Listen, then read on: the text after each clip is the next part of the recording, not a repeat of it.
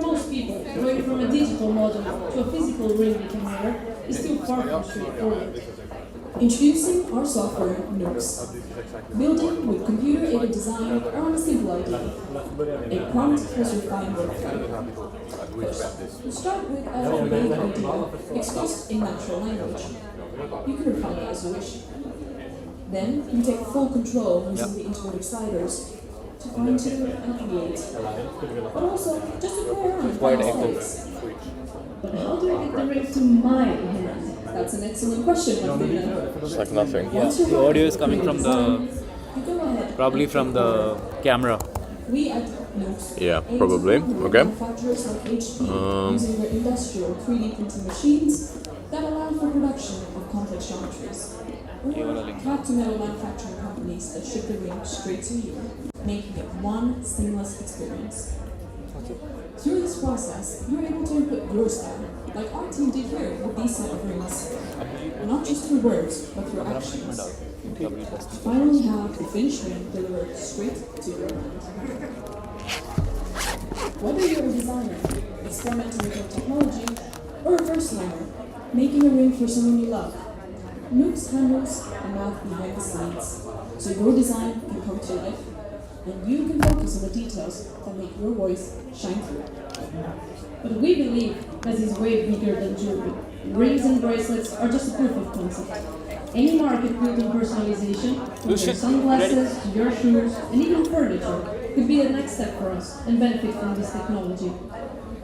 What Nooks really represents is a new era of creation and ownership, where the things that we own aren't simply picked off of a shelf, but actually co-created and shaped by the people who will wear them. We are Team Flirt Industry 4.0, a project in collaboration with HP and Unite.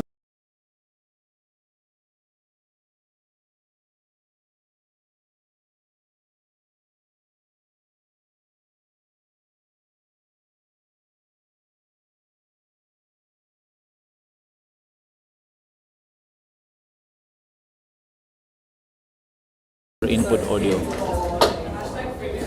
No. Go to sound. Headphones. Okay. Go to settings. And also, it's like really strong, the signal. Yeah. Very weird. Input. And take this. Keep this. It's not recognized. Everyone's pointing in different directions, but nobody actually. Oh no, it's not.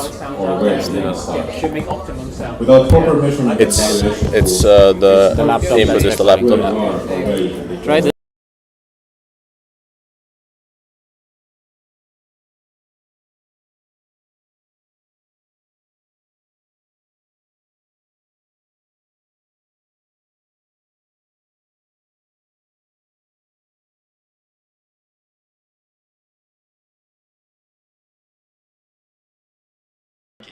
But they do this from a human and process perspective.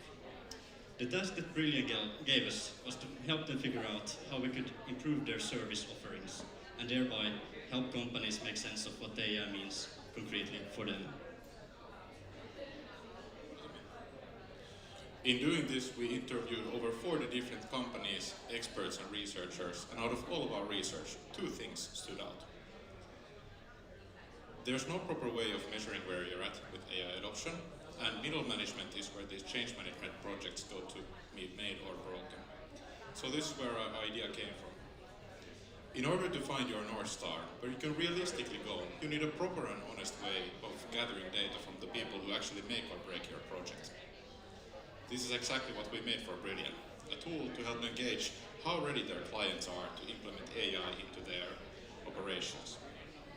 As you can see, it's kind of a survey tool, but it evaluates all the critical info in a gamified, not boring way, unlike a basic forms questionnaire. It's carefully balanced though between this radical gamification and familiarity in order to gather optimal data. It's tailored towards middle management instead of the usual C-suite executives, as middle management has a better understanding of how the company works in practice. And in practice, the tool works by asking the participants questions related to three different areas. The first one is about the psychological side, because if the people are not on board, transformation is impossible. The second one is all about strategy and resources, because an initiative with no budget, owner, or concrete ways to define success will not lead to anything. The third one is all about the IT infrastructure, because if the foundation is not there, then AI implementation will simply not succeed. Some people are all obviously very excited about AI, while others are even afraid of how it might impact their work. This is why the questionnaire does not only gather data, but also maps out these potential tensions within the company. No one knows how AI will develop in the future, and therefore it's wise for companies to keep options available. With the help of our questionnaire, Brilliant can help companies figure out how to strategically prepare their organization for the long term. The tool that we implemented is designed to be used at the very beginning of a customer project. And with the help of it, Brilliant and the clients can figure out what to focus on and where to actually begin. Oh man, I'm so excited. I can't wait to read a 30-page report about the results. Come on, Levi. That's exactly why we built Brilliant Constellations, a visual dashboard tool where the data is structured in a logical way. At the heart of it sits our comparison engine. Practically it works. Okay. Practically it works by taking the three areas Casper mentioned, mapping them to three different dimensions, thus creating a 3D space where stars indicate where your different departments are or where you are at in relation to your competitors. The polished version of this goes to the client to help them make better decisions, but the raw data goes to Brilliant to really help them hone in how they can best help and understand the different requirements of different departments using these identified tensions. Yeah. Eventually, running this survey tool with enough companies will help Brilliant create these clusters to understand market intelligence and know major trends and even predict the future. So, come see us at our booth to know where your true north is. Thank you. Thank you. Thank you.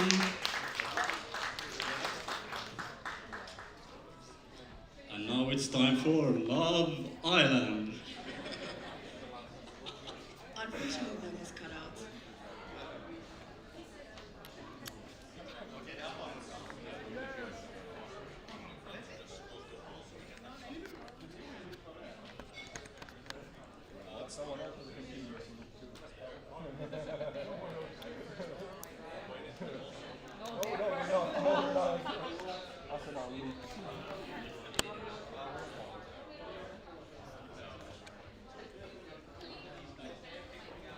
Karim, try it now. Guys, I kind of lost my phone.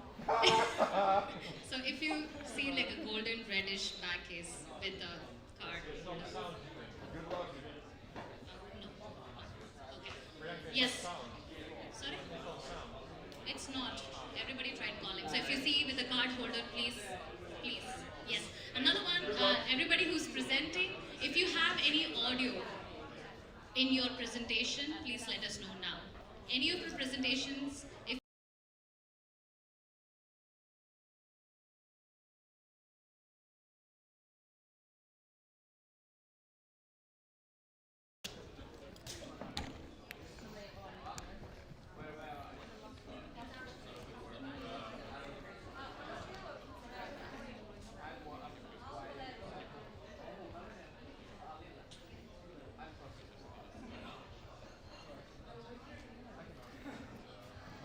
बोलना वो बोल रही उसको mic stand मिलेगा mic stand हाँ वो बोल रही कि उसको क्लिकर भी करेगी क्या? हाँ क्लिकर भी पकड़ने का है, हाथ में कार्ड भी पकड़ लेंगे। देख लो एक बार बात कर नहीं बोल तो उसको एक बार तूली को पूछना तूली वो During our project with Gala, we fell in love with compost. क्या बोलो Especially mic during stand our है visit to the facilities in January, है क्या we वहाँ were enchanted by mic stand है strong odors and फिर लगा freezing cold of minus 20 degrees. उसको How एक can you bar not become बोल passionate they about the kind of topic chill then? I mean, This is what compost bio-waste looks like. Isn't it beautiful? That is not always the case though. Through our project, we learned that bio-waste can also look like this. For the past 6 months, we have worked with Forum Virium and Kekkilä to develop a strategy for removing plastics from bio-waste. Kekkilä is Finland's leading manufacturer of landscaping products, and they specialize in turning bio-waste into soil. However, turning contaminated bio-waste into pure soil is not an easy task, and Kekkilä has not yet found a fully functioning process for this. So what happens is that the plastics end up in soil, which over time can affect soil quality, ecosystems, animals, and potentially human health. The challenge we were set to tackle was how to remove plastics from bio-waste cost efficiently and at an industrial scale. Most of the contaminated bio-waste comes from supermarkets where they don't have the resources to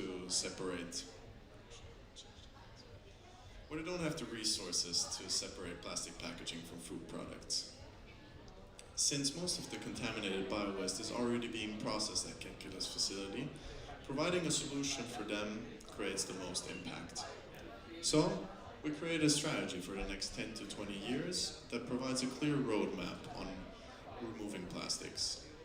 It starts with introducing state-of-the-art technology today, pushes the state-of-the-art to tomorrow, and goes beyond it in the future. The short-term objective is to find Kekkilä a way to reduce plastic contamination fast to maintain their product quality. We found that the best possible financially available solution at this stage is a depacking machine, which uses friction to bust open plastic packaging. Under human supervision and assistance, the depacking machine is able to remove up to 99% of the packaging material. So what's the catch? Well, the challenge with the depacking machine is that it requires constant human assistance. It's physically demanding and monotonous work, and the strong odors in bio-waste handling create an unpleasant working environment. Our midterm strategy is to improve the separation process by developing the machine to remove all impurities from bio-waste while reducing reliance on manual labor. For now, workers are still needed, but they can support the transition by collecting data on the machine's bottlenecks. What gets stuck and when are manual interventions needed? That data will be used to develop an advanced depacker through a bio-waste collaboration initiative that connects university students to Kekkilä. This gives Kekkilä fresh perspectives while students gain valuable real-life experience. This future system could combine AI-based computer vision and robotic arms to detect and remove plastics from bio-waste. It could use deep learning models such as convolutional neural networks supported by hyperspectral or optical sensing to identify plastics that standard cameras may not detect. But what about the plastics we can see? That's a good point. In the long term,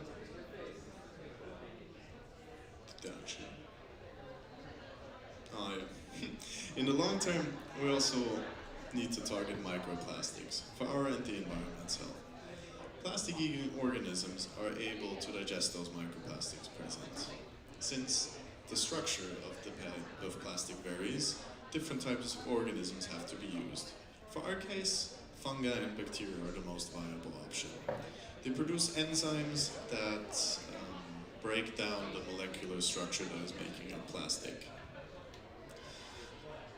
Yeah, exactly. And when we had to consider which organism should be used, we had to consider different factors like nutrient consumption, efficiency, Let's check the levels from cost, here, temperature, and then I'll put it at the correct level. So what level is it coming here? 'Cause at my place, it's going really high, too high. In the process, take we it down. compiled the 13 most promising species for Gala.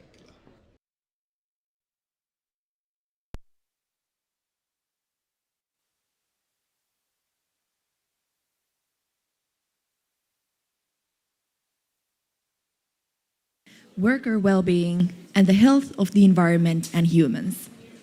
And yes, we are happy to confirm that after 6 months of research, site visits, odors, and the freezing temperatures, we are still in love with compost. Thank you.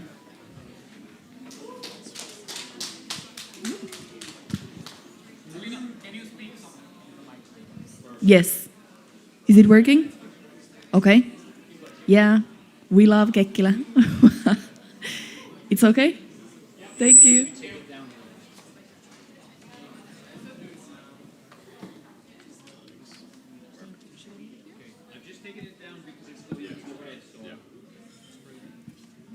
Let's keep the microphones here so we know where they are at all times.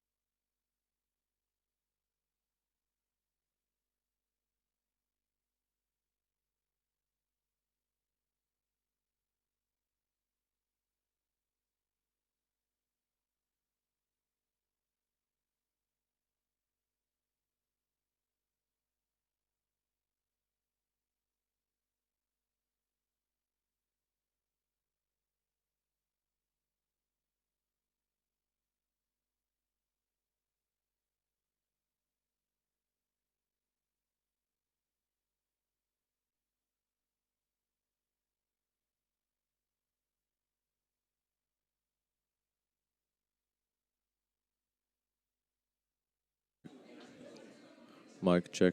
Mic check. Mic check. Mic check. Mic check. Mic check.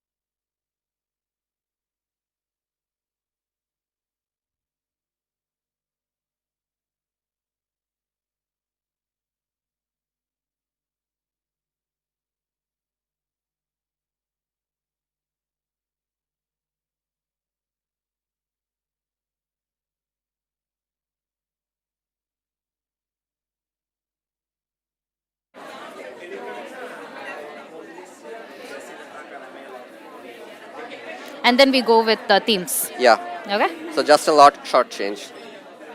Speech. Karim. Can we... Yeah, I'll just gonna ask them. Ah. Karim, brother. So when we're gonna invite Ville, could you just change the slide to faculty greetings? Ville said that we he's have not just going one to be slide welcoming change. Sarah. And I'm going to be welcoming Sarah. No, we're I'm not like, gonna thank you so much, do Ville, that. for your Yeah, enlightening so just speech. I And now, invite and to we're gonna welcome come our back. new Perfect one. IDBM program director, is that necessary? So much political. I know. Yeah, it's like, how do I And describe it? It's Ville like looked she's annoyed. Yeah, so like he's not gonna invite. He's like, I'm not going. Oh my God, Ville. Pull Yeah. yourself together. Make sure this shit is off when you do this. Fair enough. Okay, so what do we do now? Because I have some descriptions from her LinkedIn. Yeah. But I don't know how to invite her. Everything is updated, even in websites. Yeah. She is the managing director now. Is the managing director or program director? Program Program director, sorry. director. Managing director is something. It's updated as program director, right? Yeah. Yeah. So then call it off as Yeah, but then should we say something about her, like a 2 words or something? A little description. Yeah, maybe one line. That's enough. Or What just can't I simply say, and now we welcome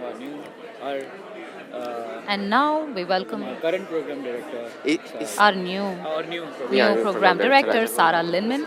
Perfect. But Happy something, that just you are one here. line about her. Laura. This is so abstract. Okay, I perfect. don't even know how Hey, to, good like, picture. Or say something on the lines that she's Perfect. going to Hmm. do, like, who's taking IDBM Nice. forward. Okay, perfect. Something on that. Okay. Don't go for history. Okay. So now we have.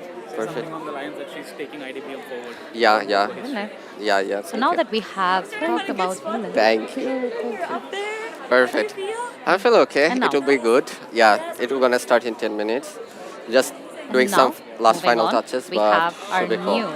I would like to welcome Okay, our like- new program director. Oh, thank you. I of just got IDBM. it.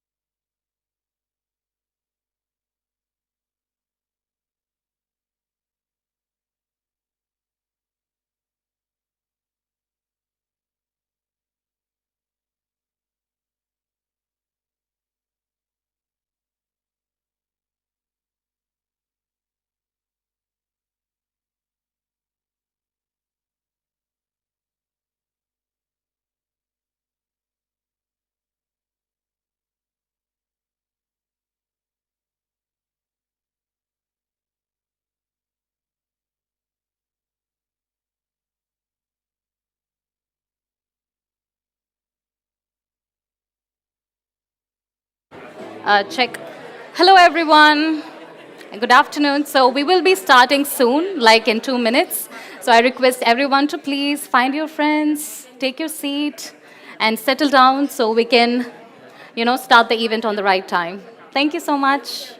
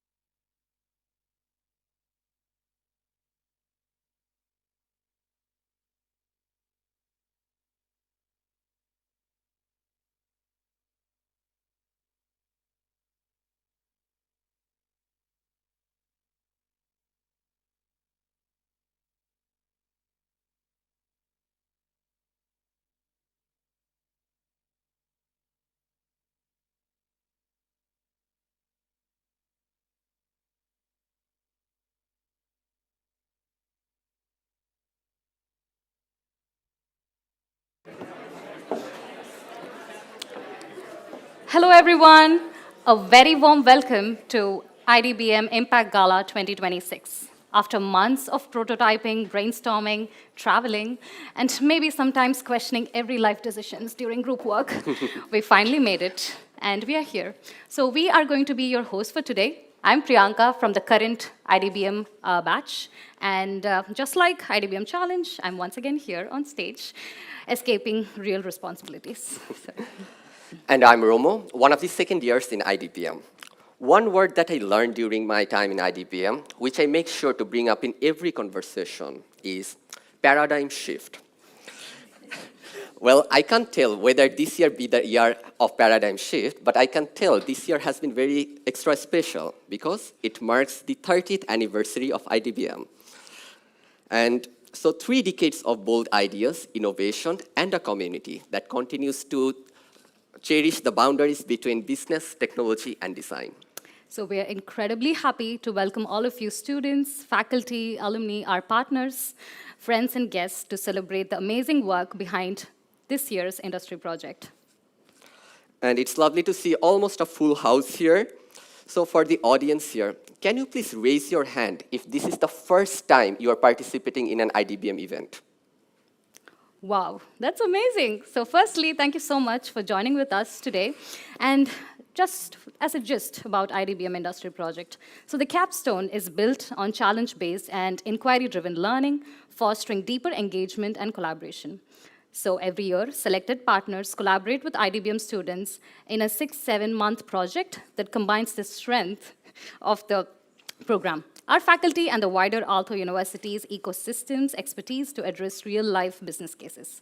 So rather than delivering predefined solutions, the projects focus on exploring emerging opportunities, forward-looking concepts in close collaboration with the partners. And over the past 7 months, this year's industry project teams have explored everything from health, sustainability to emerging technologies. And today is all about showcasing that very journey and the solutions that emerged through that design process. So before we meet the teams, let's talk about what ties all of this year's projects together.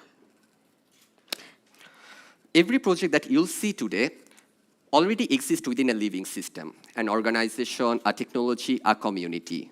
But the question never was, how can you start from scratch? It was, what if we connected things differently? That's why this year's theme is rewiring the system. Not replacing, not breaking, rewiring. The teams have listened, they have mapped complexities and identified the points where a small shift can lead to a bigger impact.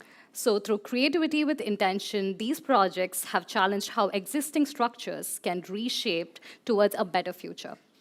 And throughout that process, our mentors and faculty have played a huge role behind the scenes, right from challenging ideas, giving feedback, and making sense of chaos when it needed. So before we dive into today's presentations, we would like to welcome someone who has guided and supported the IDBM vision throughout this journey with his contagious enthusiasm. He has witnessed countless sticky notes, ambitious design visions, and more slide decks than anyone should reasonably be exposed in a lifetime. So while continuing to believe in the power of multidisciplinary collaboration. So please have a round of applause to none other than Ville Eloranta.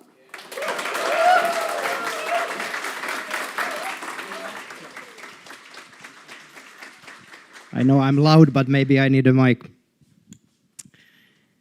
Yes, we're here, back again on this wonderful venue and this wonderful event, your event. You have made all this.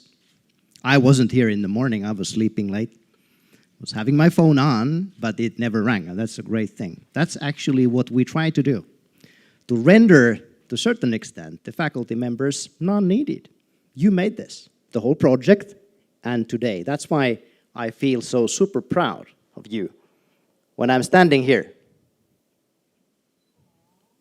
And I'm here for 3 reasons. That's why I wanted the extra minute. Maybe I'm going to use some seconds more. I have 3 things to say, I always do. One thing, the first thing is that, look, I joined IDBM 2018. This is the 8th year. 8 years in one program. Those 8 years have been, and I really mean this, the best years in my professional life thus far. And the thank you and all the acknowledgement goes to you and the whole IDBM community. Thank you so much. Give a big hand for yourself. Then I have a second reason to be here on this stage, and that is something I want to remind you on some talk we had when you were interviewed for the program. We were asking the one question, what was that? What was it? What are you bringing to the program? Look, IDBM is, we can do all sorts of faculty things here, but IDBM is you. So you bring the program, what you bring there creates the program times 60 times all the years we have existed and will exist. So this program is so fantastic because of one reason. It's because you brought to the program what you ended up bringing. So could you please thank yourself now and give a huge applause? And then I have a request. I always do have a request. That's the third thing. And my request on the other side of the post-it is that we are now 30. And we will be turning 60 one day. 60 years. So next year, next decade, next 30 years. I have a request. Now that this is your program, because you bring what you bring here and it makes it fantastic, my request is that now that I'm handing the keys to this program to the next parties leading it, I'm actually, where is Sara? Sara, raise your hand. Yeah. I'm not giving the keys to you. Okay. You can lend the keys from these people because I'm giving the keys to you because you will be ultimately then responsible and you will be the ones who will make this program and the program's next 30 years even better than the fantastic first 30. Thank you so much. Use the power wisely. Thank you. And now we proceed to the next parts of the program. Thank you once more.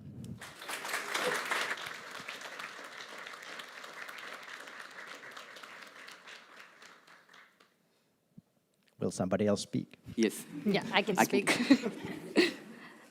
Thank you so much, Ville. That was amazing because when Ville walked in, I ran to him and I'm like, hey, like 1 minute speech, are you ready? And he showed me this empty sticky note. This is my speech, I'm ready. And then he delivers this amazing speech. Thank you so much for that.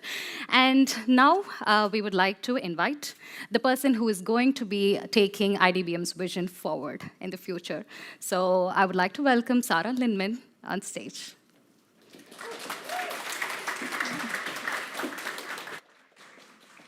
Hi, everyone. Hi.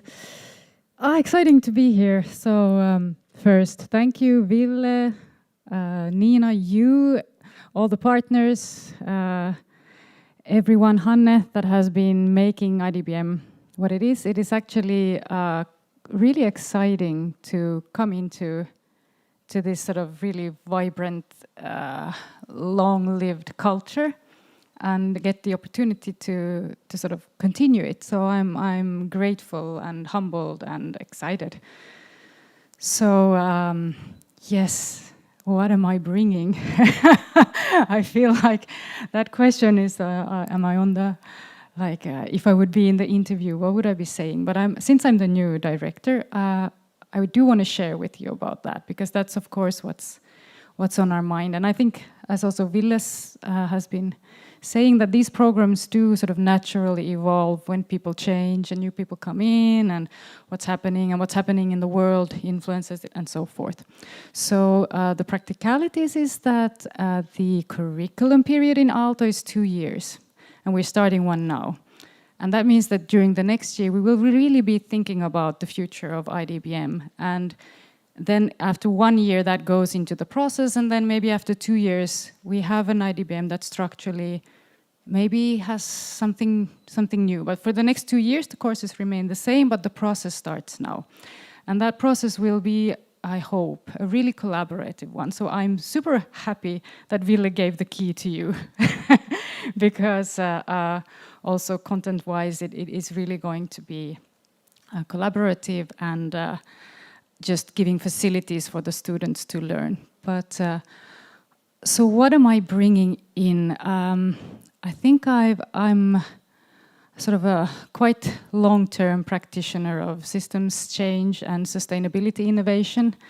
I've been doing it in theory and in practice, and in practice and in theory, going back and forth all the time for a long time already. And what can I say about that? Well, the realization that I think a lot of reflective adults are realizing it, that it's very good, it's avant-garde, and it's not enough.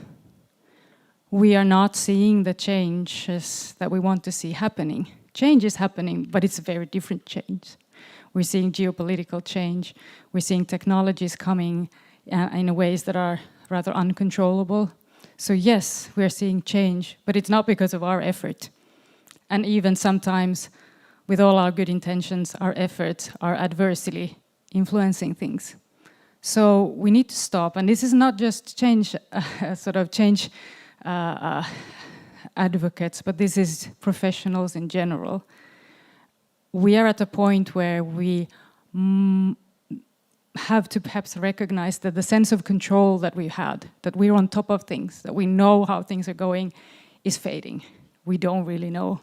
things are moving really fast, things are changing really fast, and our methodologies are not really picking up, are not really in tune with that.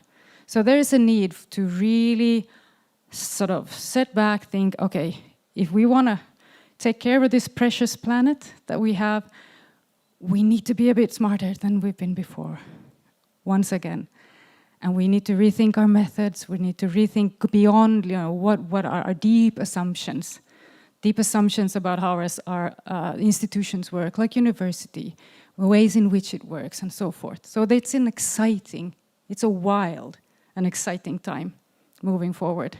And I really hope that IDBM has always been a pioneer, and I hope it will continue to pioneer and help us find ways to navigate these times, find us tools and strength and courage to be creative and have fun and be sincere in this. And I'm quite excited about doing it together with all of you, with partners, with students, with faculty. So that's my sort of sense of all of this, and I'm happy for that. And then to conclude, I want to already congratulate all of you, all the students, the one who will be presenting, the ones who are in the audience, all the faculty, all the partners.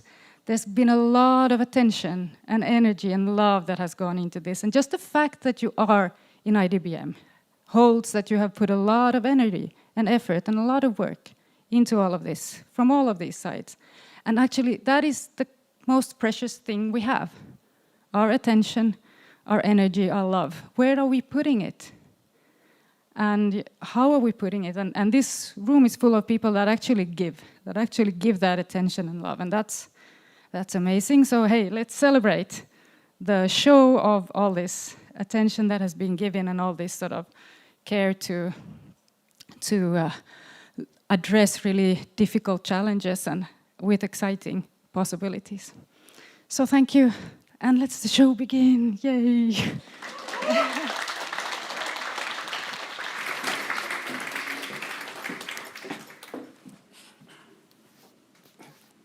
Thank you, Sarah, for inspiring and also sharing the vision of IDBM that's going forward. And collaboration and creativity is really one aspect of IDBM that really appreciate in the community. And sometimes so that there's a hidden joke that we can call IDBM is also like the masters of collaboration and teamwork. But dear audience, here's how the rest of the evening gonna unfold. We have 10 teams grouped under 4 thematic blocks. We start with human-centered systems and then move into health and well-being. So after the first 5 presentations under these themes, we will have a well-deserved break, and then we will continue with the third theme, which is AI transformation and adoption, and then ending the blocks with closing the loop. So without any further ado, we are kicking off with our first theme, which is human-centered systems, 3 teams, 3 different worlds, fintech education, and industrial innovation. But the same question, what happens when you stop designing for the system and start designing for the people inside it? And to answer that very question, our next team has exploring how AI can help to move financial services, move from reactive systems to genuinely proactive systems. Let's welcome Team Sastopanki on stage.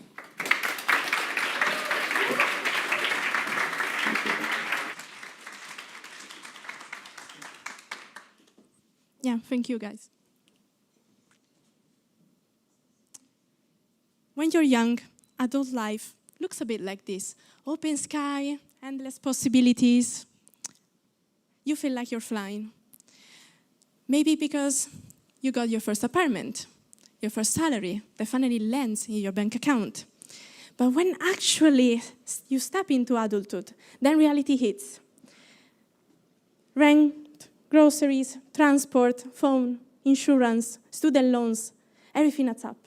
The salary that felt like freedom at first, now it doesn't feel like enough in real life. And the hardest part isn't always the money, it's the feeling around it. In Finland, 62% of people feel stressed about their personal finances. This number rises to 77% among 18 to 34-year-olds. And the hardest number of them all, 46%, feel ashamed about their personal finances. So for many young adults, the problem isn't just having enough money, but having someone to talk about it. And that's where a bank comes in, or when they try to.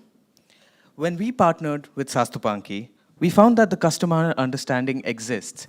It lives in research reports and strategy decks, but it's not always easy to reach when an employee is designing a feature or writing a message.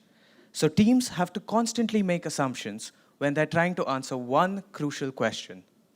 How would a young adult customer actually feel about this? This is where AI can help. Researchers at Stanford and Google have shown that generative agents can simulate believable human behavior when they're grounded in human data. In one study, agents built from 2-hour interviews were able to answer questions related to economic decision-making as well as humans could. And that made us wonder, what if AI could help a Sastupanki employee, like Sarah there, really understand what their customers need? What if they could explore and then test the ideas for their own eyes? So, instead of starting with internal assumptions, they open Simulation Studio, an AI-enabled tool that lets employees explore how customer needs look through realistic user personas. Say an employee wants to test a new feature, a notification that a young adult would get when their spending is too high for the month. They choose a persona, let's say Mikhail, a 25-year-old from Tampere, and they ask him, how would you actually feel about this feature? And then he replies with cautious interest. Then the employee can dig deeper through his reactions through some lenses like trust, clarity, value perception, and so on. Also, Simulation Studio has a focus group mode. You could bring more than 2 or 3 personas inside one conversation and let them respond together to a prompt. Let's say we ask them the same question as before. Then we have Sofia, a 21-year-old from Oulu, that maybe just want to turn this notification off, while Mikael is really interested about it. That's where things get interested. Employees see where needs overlap, where tensions appear, and what kind of language might appeal to different customer segments. So Simulation Studio isn't just a chatbot. It's a sandbox for customer understanding. At the individual level, it helps employees connect their daily work to real customer needs. The customer stops being just an abstract idea in a report and becomes a perspective they can actually consult. At the organizational level, it's especially useful for a bank like Sastupanki, which is made up of 14 independent regional banks. Each regional bank has a lot of customer understanding about their own regions. Simulation Studio is a way to share that understanding across the group, so local insights become collective knowledge. And over time, Simulation Studio becomes part of a continuous learning loop. Teams could explore ideas and hypotheses in Simulation Studio. Then they take the most interesting ones into real customer testing, and they learn from those real interactions. And those learnings improve their next rounds of personas, insights, and decisions. So, will this replace real user testing? We don't know. What we do know is that it changes the way Sastupanki approaches it. The customer becomes someone employees think alongside with when designing. Every message, every feature, every small decision can start with a question now instead of an assumption. Employees stop guessing and start asking. Which brings us back to the young adult at the beginning. The one that felt stress, shame, silence around money. Those feelings are real. They don't need Sastupanki to solve any of that. Actually, they need Sastupanki to understand it, in the words it chooses, in the future it builds, in small moments where a bank can really feel like it's on their side or not. That's what Simulation Studio is for. Come and find us at our booth and try it for yourself. Thank you.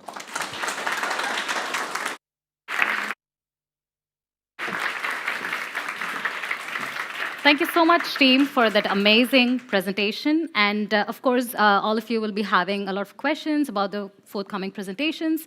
So save all the questions, and you can always take all the time you need to clarify it during the booth, which is after all the presentations. And an important announcement that the first 2 rows are for the induction loop. So if anyone require that, you can please occupy the first 2 rows here. So we also have like a small paper here to indicate that. So anyway, so our next team is Forum for Edu. They've been exploring how to help teachers in higher education enhance and evolve their teaching practices. Together with their partner, they mapped the real pedagogical needs and bonds of educators across different stages of their career. They also took their research on the road to the EdTech conference all the way to Lisbon and Barcelona to understand how culture shapes European pedagogy. So please put your hands together for Team Forum for Edu.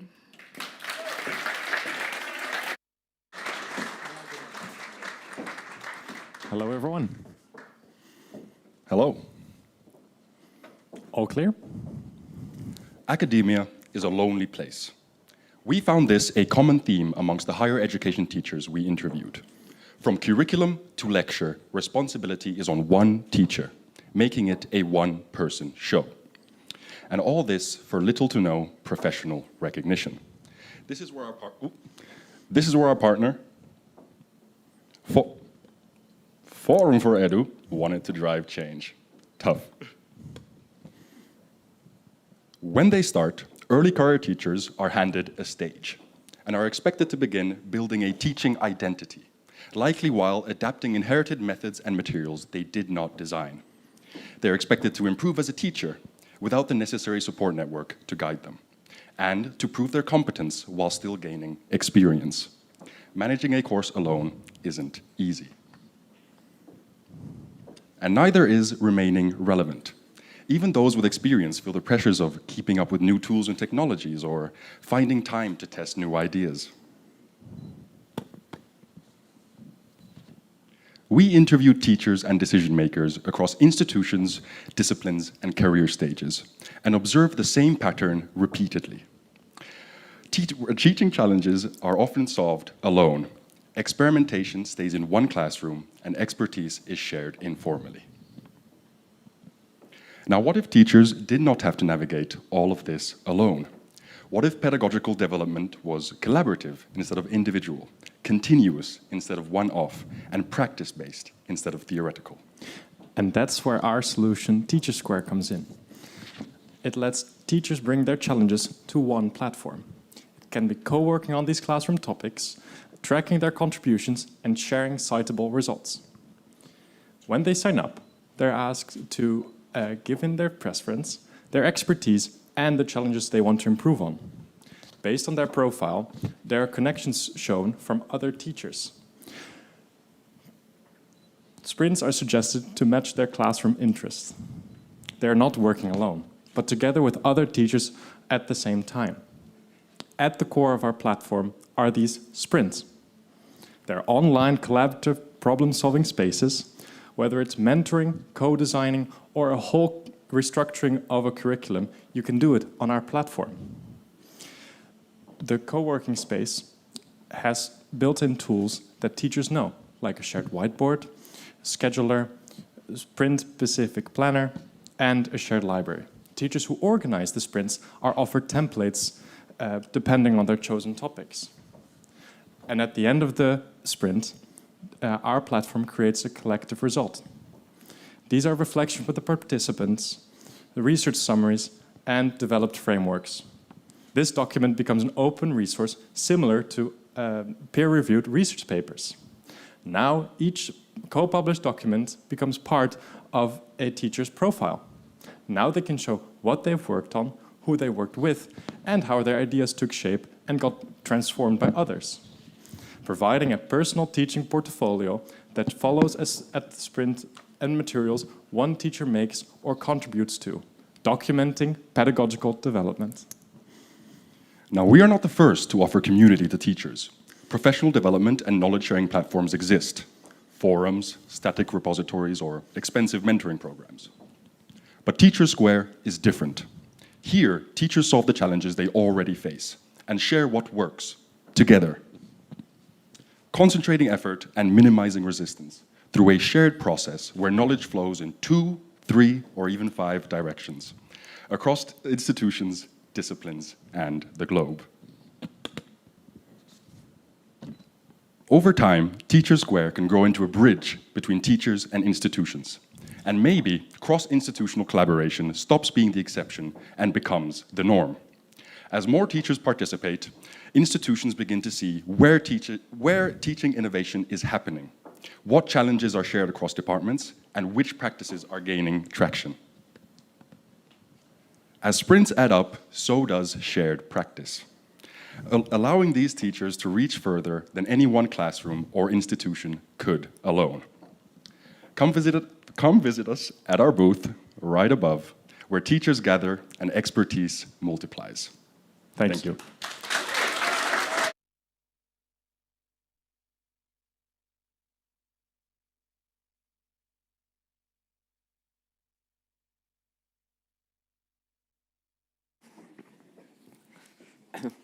Thank you, Forum for Edu, for delivering a very on-brand presentation.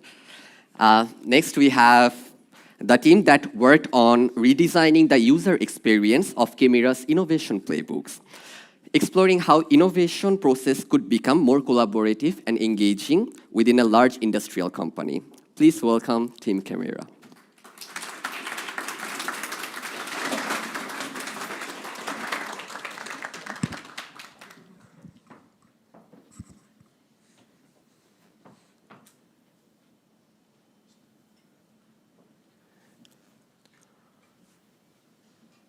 What is the perfect innovation process? This is Juho. This is Juho as well. And we are here to tell you about our group project with Kemira. Kemira is a global leader in chemical manufacturing and chemical innovation. Now, chemical innovation might sound abstract, but it's really not. These innovations make sure, for example, that you have clean drinking water. So Kemira asked us to help with their innovation playbook.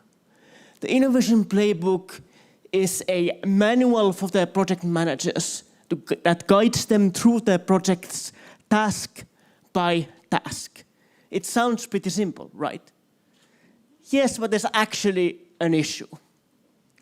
All the correct content is there, but the way it's organized right now can be very overwhelming for the user. And if it's overwhelming for the user, the tasks might not get done, and the buy-in for the tool degrades. So Kemira came to us with a task. How might we design a playbook that is easy to navigate and fun to use? So we got to work. We did our interviews, we had workshops, and we had many, many ideas. But something kept nagging at us. We could design a better UI that solves the navigation issue. But is that really the underlying problem? Were we really asking the right question? After all, what is the perfect innovation process? Well, it doesn't exist. There's too many different projects with too many different project needs. So what do we do if there's no answer? We were a little bit stuck. But then we went back to our notes, our interview notes, and we found this quote from one of the project managers that we interviewed. The process is not working for us. We are working for the process. It seems like what they want is something they can influence, not just something that they can passively consume. What they need is a living playbook. But how would a living playbook even work, Juho? That is an excellent question, Juho. The previous playbook assumed that every single project follows the same track. What we now present to you is a tool that evolves and adapts to the user's needs. In the living playbook, project tasks are presented as blocks. The users are able to drag and drop these blocks and create their own innovation process workflow. This way, the managers are literally building their own buy-in. The users start their journey by filling out a survey that then recommends the best path of blocks most suitable for their specific needs. And these recommendations are built with knowledge from past projects. See, the most important part of the Living Playbook is the data tracking. Every single task and project gets tracked against the project outcomes. The playbook learns. Every new workflow feeds the system. And the playbook then gives better, more sharp recommendations for future projects. This way, the playbook stops being a static document and becomes a living, improving system. A system that is for building shared understanding among the innovation workers. And as we know, no innovation process is perfect, but with the help of this tool, we can get just a little bit closer, with less confusion and more chemistry. Thank you. Thank you.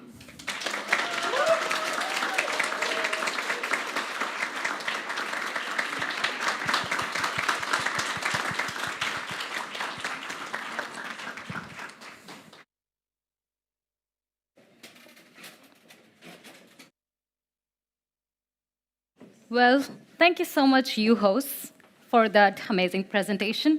Fun fact about this, I was just thinking about it and I wanted to share it with you. It's completely irrelevant fun fact about our current IDBM batch. We have 2 you hosts, 4 Annas, 2 Matildas, Bio, Pio. Sometimes we wonder maybe Ville did this on purpose. But anyway, so let's move on to our next theme for the day. Our next block is health and well-being. 2 teams exploring how we can better understand our health, from the recovery journeys behind clinical research to the everyday choices that keep us well. Because good health starts long before you see a doctor. Yeah, and our next team worked in collaboration with the Finland's largest hospital provider, Helsinki University Hospital, and Fikebo. They worked to understand the real stories behind recovery journeys of patients to support clinical research. So the floor is open for Team HUS. Give a round of applause for Team HUS.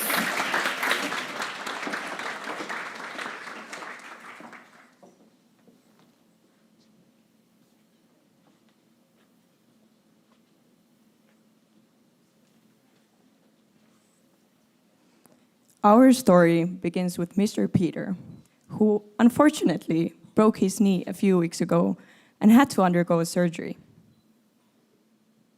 Oh no.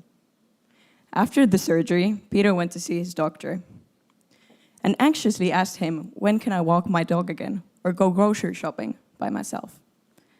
But unfortunately, the doctor can only give Peter an estimate, not a precise answer. But why doesn't the doctor know? Because we have a knowledge gap. We don't have enough information about what real-life recovery looks like. What is going on the slides? The receiver is here. Oh, okay. And also it helps to become a bit closer, or if you switch. Okay. So we have the knowledge gap. We don't have enough information what real-life recovery looks like for different people. We know what happens at clinical checkups, but we know much less what happens in patients' everyday lives. Luckily, clinical researchers try to close this kind of gap by generating new evidence for better care. Our client, Ficebo, wants to understand real-life recovery in MSK conditions, meaning injuries and diseases affecting muscles, bones, and joints. Traditionally, recovery is studied as a timeline. First, there is an intervention, such as a surgery, which is followed by scheduled follow-ups. The problem, however, is what happens between these follow-ups. Because recovery unfolds every day. through pain, sleep, movement, but also small setbacks and improvements. But traditional clinical research often fails to capture these moments, so they mostly remain unknown. Why is it so difficult to do this research then? First, clinical research is very strict and regulated. Second, to better understand patients' everyday recovery, we rely on their motivations to report their experiences. Thirdly, researchers don't have unlimited time and resources.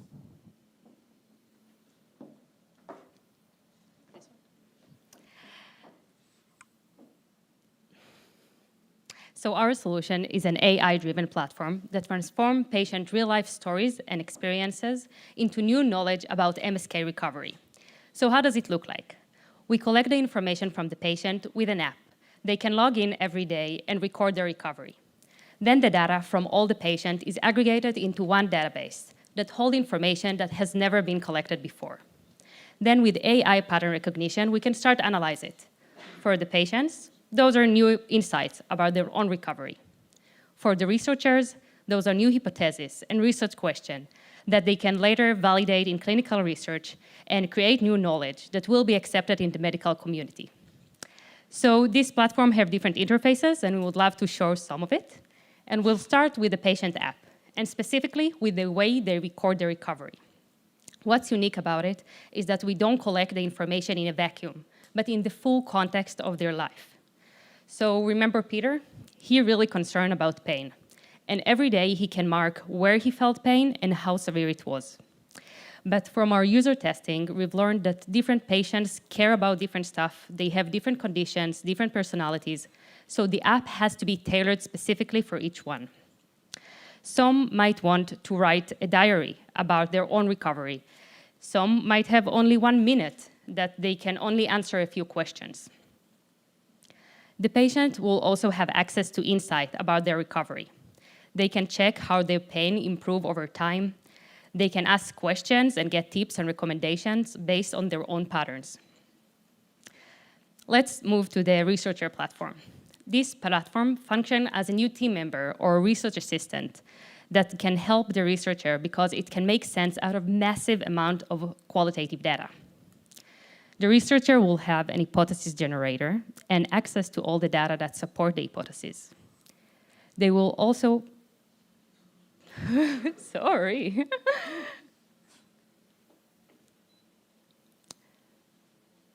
Okay. They will also have a chat where they can ask questions directly from the database. So the impact of our solution unfolds over time. The immediate impact are patients that are more active and have better agency. They can share the information with their clinicians and get better care. The researcher now can see new patterns in MSK recovery. They can do more informed clinical trials. In the long term, they will be able to publish new papers. That means new knowledge that will help us personalize the care pathway for each patient. That leads to healthier population and to better resource allocation in the entire system. And MSK is only the beginning. We can implement this solution in any medical field. So, in the future, the same conversation with Peter and his doctor would be very different. This time, the doctor is able to give Peter a precise answer. You should be able to walk your dog again in 5 weeks. What a relief to know. Thank you.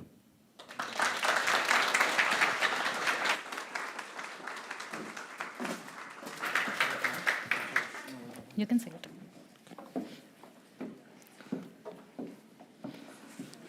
Thank you, Team HUS. And a quick note for the presenters and the teams that will be coming here. So if you could kindly stand a bit front so that the clicker is right next to the laptop, not on the back, then I hope it will work perfectly. Thank you. So yes, thank you so much for that amazing presentation. Next, we have team in collaboration with Riceo, the functional food company. The team has been exploring healthy lifestyle and ecosystem strategy, diving into a topic that's highly important. We've looked at how prevention and awareness can actually be embedded into everyday life. So your heart doesn't just beat, but beats a little smarter too. So let's welcome Team Riceo on stage. Round of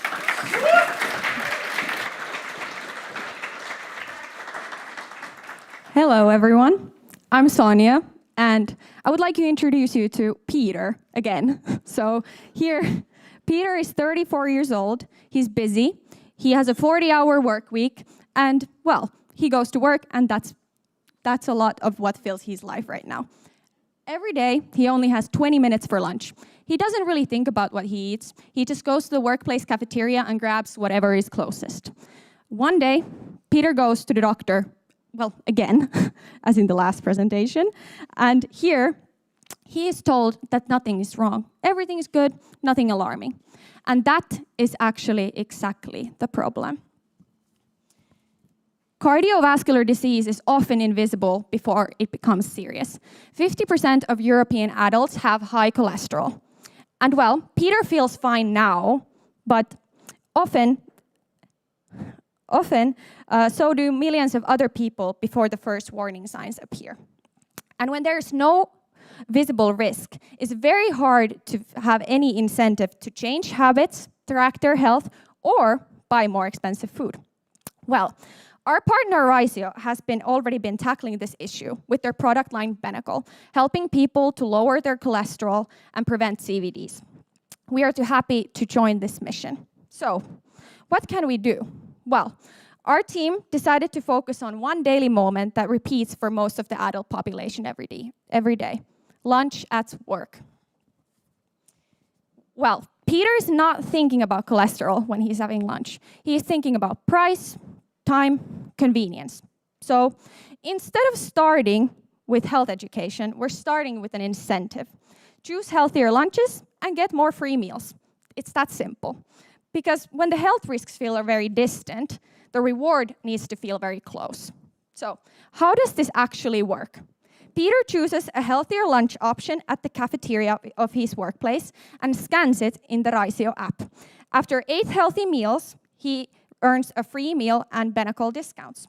The app does not track calories or really tell him a lot about the health choices he's making. It's simply highlighting what is healthy and rewards repeated healthy behavior. And once healthier choices are rewarded, the cafeteria has a reason to support them too. But while we were discussing this idea, we realized something bigger. What if the cafeteria itself could actively guide healthier behavior? This led to our second proposal, a redesigned cafeteria experience in which healthy choice is built into the environment already. But let me show you so you actually really understand.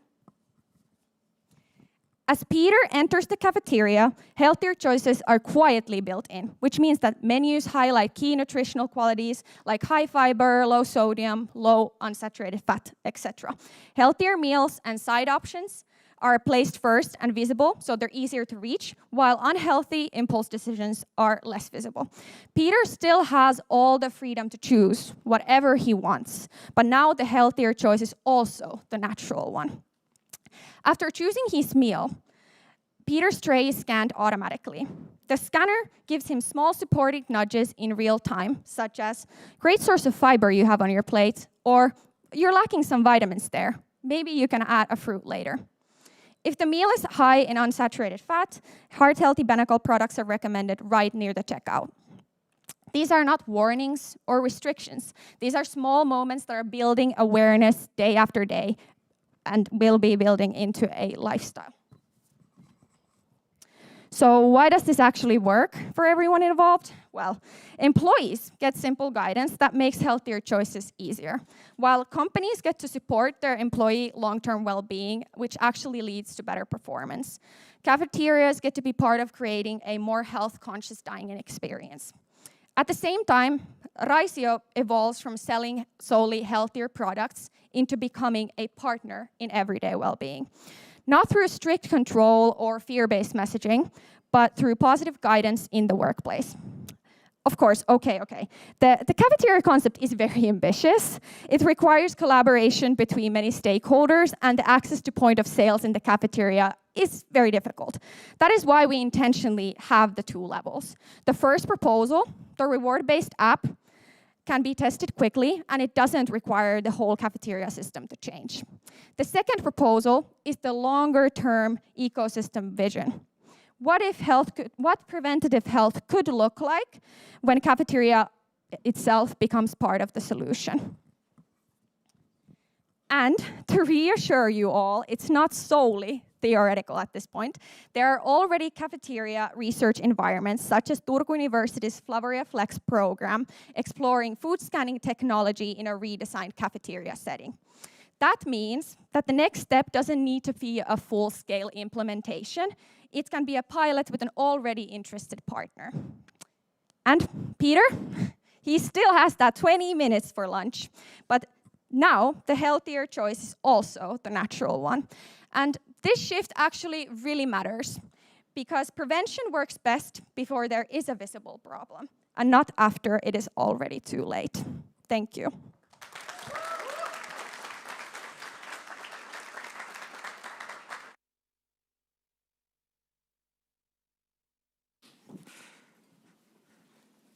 Thank you, Team Raicio. And as their promise to a healthier choices, I think it's time for us to have some body movement.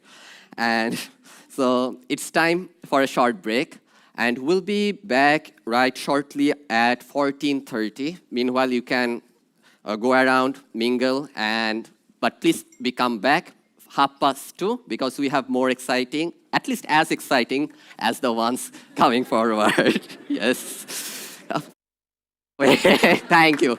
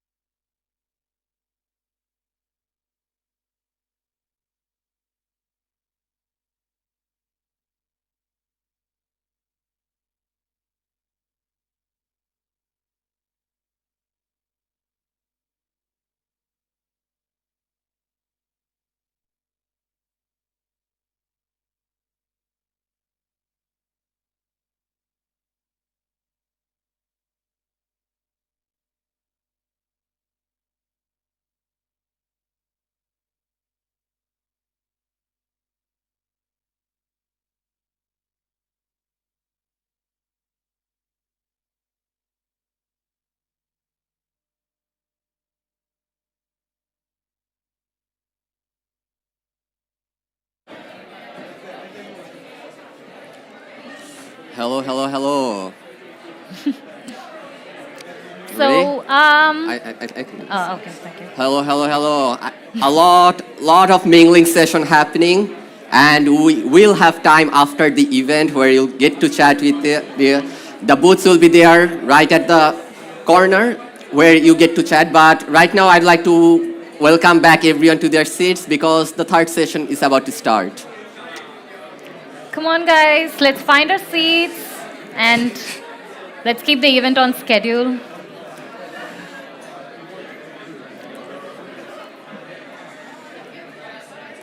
Perfect. We'll start in 30 seconds. Bio, sit down. Yeah, bio. That's such call out. I'm going to start calling names now. Perfect. Anyone on the second floor? We are starting in 3, 2, 1. All right. Welcome back again. And yeah, let's move into our third session. And in the age of this, whether there could be an event where there's no mention of AI, I don't think that is really possible. And our third event is AI transformation and adoption. Because everyone talks, of course, about AI, but have you ever thought, like, which one is the biggest challenge? Is it the technology aspect or the human aspect? And the next 3 teams would be actually answering that very question. So next up, we have a team working with Brilliant. The team has been exploring what it really means for companies to be AI ready, not just in theory, but in practice across people, processes, and real-world decision-making. So please welcome Team Brilliant on stage.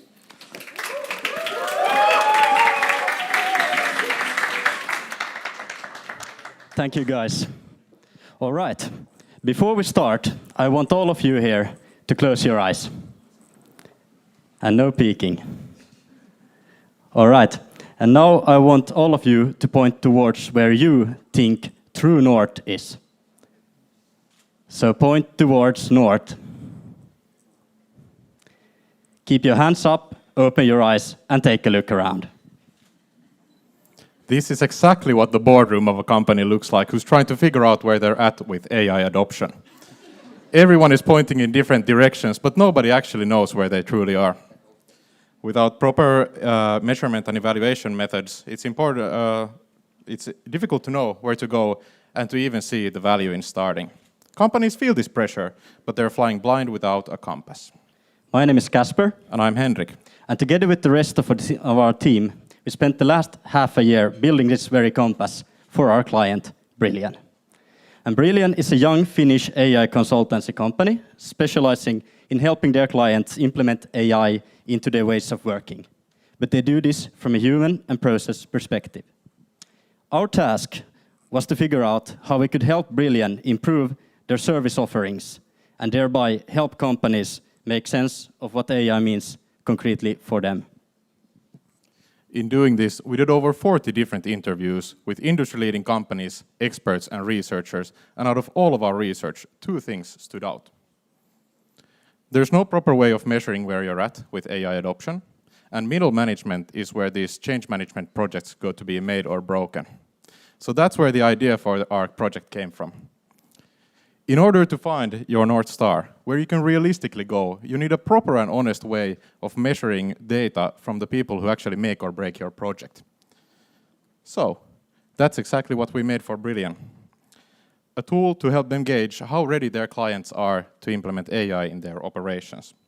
As you can see, it's kind of a survey tool that evaluates all the critical info in order to evaluate this, but in a gamified, not boring way, unlike a basic forms questionnaire.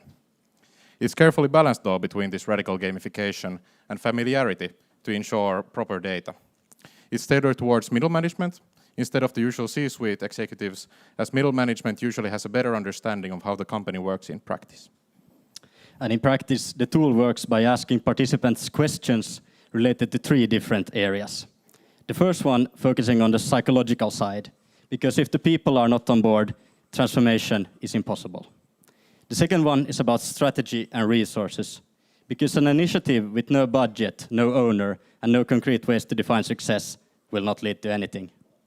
The third one is all about the IT infrastructure, because if the foundations are not in order, AI implementation will not succeed.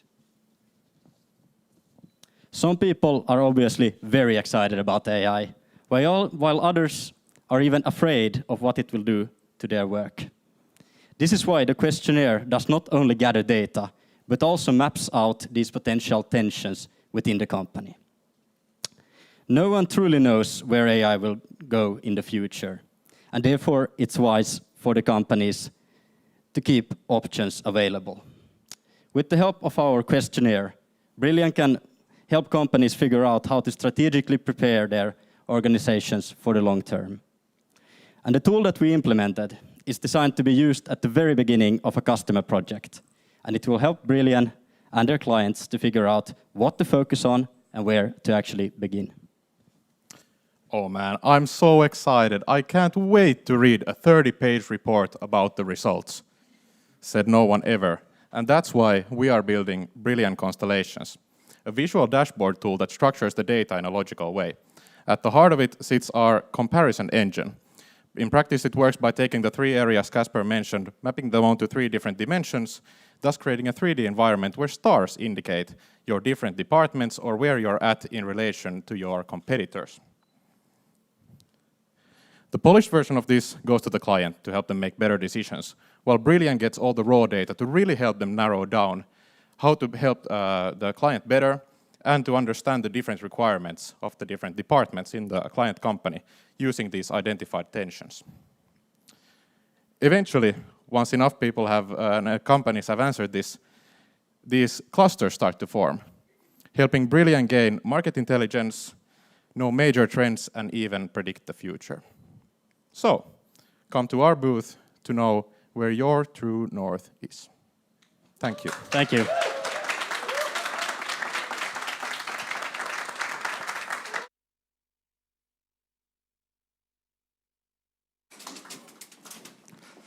Thank you so much, Brilliant, for your brilliant performance. I had to do it. All right. So the name of our next team is very unique. It's called Cloud Industry 4.0. And they are collaborating with Polytechnic University of Catalonia, HP Barcelona, and Technical University of Darmstadt. And if you're asking what's the mystery behind this name and their team, I am asking the same. So let's just welcome the team to explain. Please welcome Team Cloud Industry 4.0.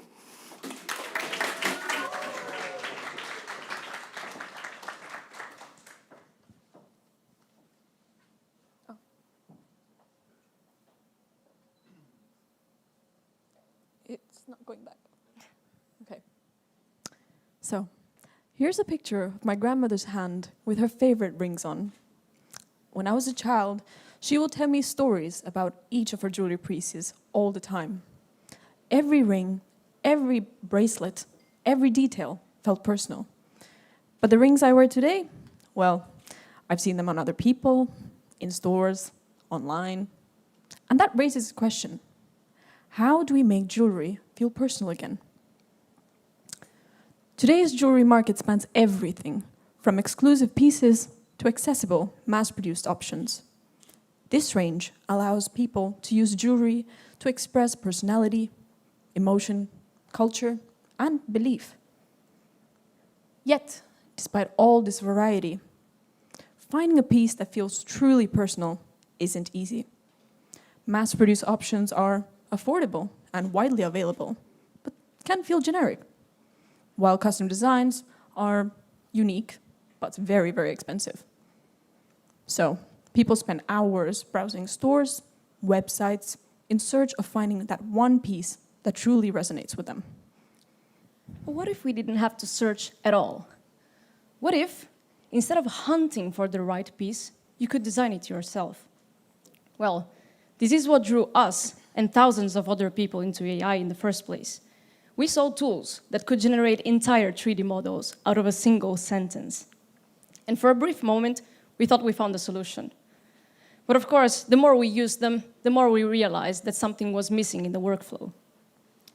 If you ever used a standard AI image generator, you know this frustration. You start with a prompt, it gives you back an interesting image, but the moment you want to change a small detail about it, you're stuck. It makes you want to jump into the screen and change it yourself. And a second prompt might even change the whole design. And this makes people wonder, is this design even really mine? Because of course, for AI 3D model generators, it is the same struggle. And still, for people, it is very hard to understand how to go from a 3D version of a ring to a ring they can actually wear. It is far from straightforward. Introducing our software, Nukes. Building with computer-aided design with a simple idea, a prompt plus refined workflow. First, you start off by explaining a vague idea in natural language and refine it as you wish, of course. Then, you go ahead and take full control using the intuitive sliders, allowing you to fine-tune, but also play around if you like with different aesthetics. But how do I get the ring to my hand? That is a very good question, Martina. So, once you're happy with your created design, you click the order button. We at Nukes aim to partner with manufacturers such as HP, using their industrial 3D printing machines that allow to produce complex geometries, or like CAD to metal manufacturing companies that ship the ring straight to you, making it one seamless experience. Through this process, you're able to input your style, just like our team did here with these set of rings. Not just through words, but through actions, to have the final ring delivered straight to your hand. Whether you're a designer, experimenting with new technology, or just a first-timer, making a ring for someone you love, perhaps, Nukes handles the math behind the scenes, so your design can come to life, and you can focus on the details where your voice shines through. And we believe that this is way bigger than just jewelry. And rings and bracelets are just a proof of concept. Any market that builds on personalization, from your sunglasses to your shoes, even furniture, could benefit from this technology and be the next step for us. What Nukes really represents is a new era in ownership and creation, one where the things that you own aren't just picked off of a shelf, but actually co-created and shaped by the people who wear them. We are Team CLERT Industry 4.0, a project in collaboration with HP and Unite University Network. So next time, instead of buying 10 rings and hoping that 5 years from now, at least one still matches your style, consider trying Nukes and experience what real personalization can feel like. Thank you.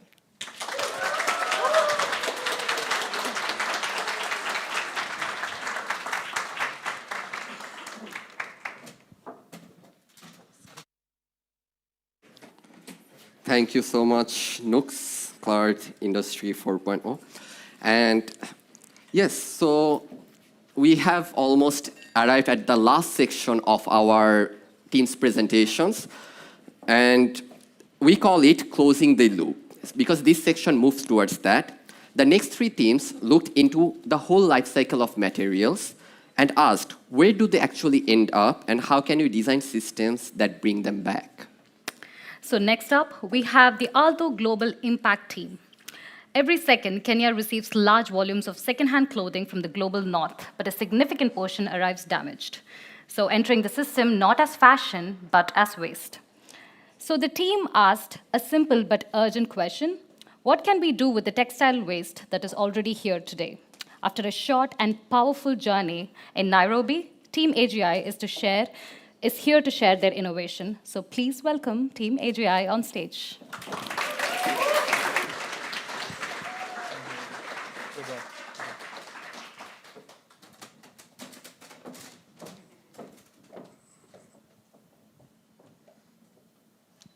Every year, Kenya receives over 300 million kilos of used clothing. In the 5 minutes now clothes arrive to look like this. And by the end of this presentation, more than 9,000 pieces of second-hand garments will have arrived in Kenya. Many of those clothes are sold locally, and they provide a very important role for the local economy, since millions of Kenyans depend on them on affordable clothing and as a source of income. But up to half of all clothing arrives already damaged beyond repair. It is covered in stains and tears, so it cannot be sold. and it ends up getting burned or dumped because there is not enough infrastructure to handle all the waste locally. And many of those clothes are synthetic, so they pollute the environment severely. When earlier this year we traveled to Nairobi, and this is what we saw. This is the Nairobi River, fully covered in discarded clothing. And I still remember standing by the side of this river with our group, 5 of us, and well, all of us tried to comprehend the sheer scale of this issue, and it's hard. Back then, we kind of quickly realized that we are not going to solve the global textile waste management crisis, just the 5 of us, over the course of 6 months, because the root causes for it are massive and systemic. It's global consumerism, and it's mass overproduction of low-quality textile. So instead of trying to solve everything at once, we ask ourselves something different. What is one small thing we can do right now, and how we can turn all this waste into value? So we started looking for places that can find use for all this textile waste, and this search led us to building materials, and specifically, Katie? Yep. Building blocks made out of textile waste. And the reason why we chose this specifically is because Kenya is growing, and we heard that there's a constant need for building materials. And unlike traditional recycling systems, the clothing inputs don't have to be stylish, they don't have to look a certain way, they don't have to be a certain color, and it's more flexible for building materials. We shared this idea with the organizations and the experts and the community members we were chatting with, and they actually got pretty excited about this. They already started thinking of lots of different ways that we could use something like a building block made out of textile. Some of those ideas were market stalls or outdoor furnitures like this, and they kept coming up with more and more ideas. We also started to think about, okay, but how would this actually work in real life? And the one thing we didn't want to do was to start somewhere totally new. We instead wanted to start with an existing organization, maybe an organization like Africa Collect Textiles in this photo here. So we would work with them to figure out what is the training they would need, the tools, the proper equipment, and we would work with them to build these capabilities that could potentially solve dozens and dozens of people. And all of this would eventually lead towards a longer-term change in the economy. However, in order for us to do this, we also had to figure out, is this actually even possible in the first place? So when we got back from Kenya, we actually kicked off phase 2, which was material exploration.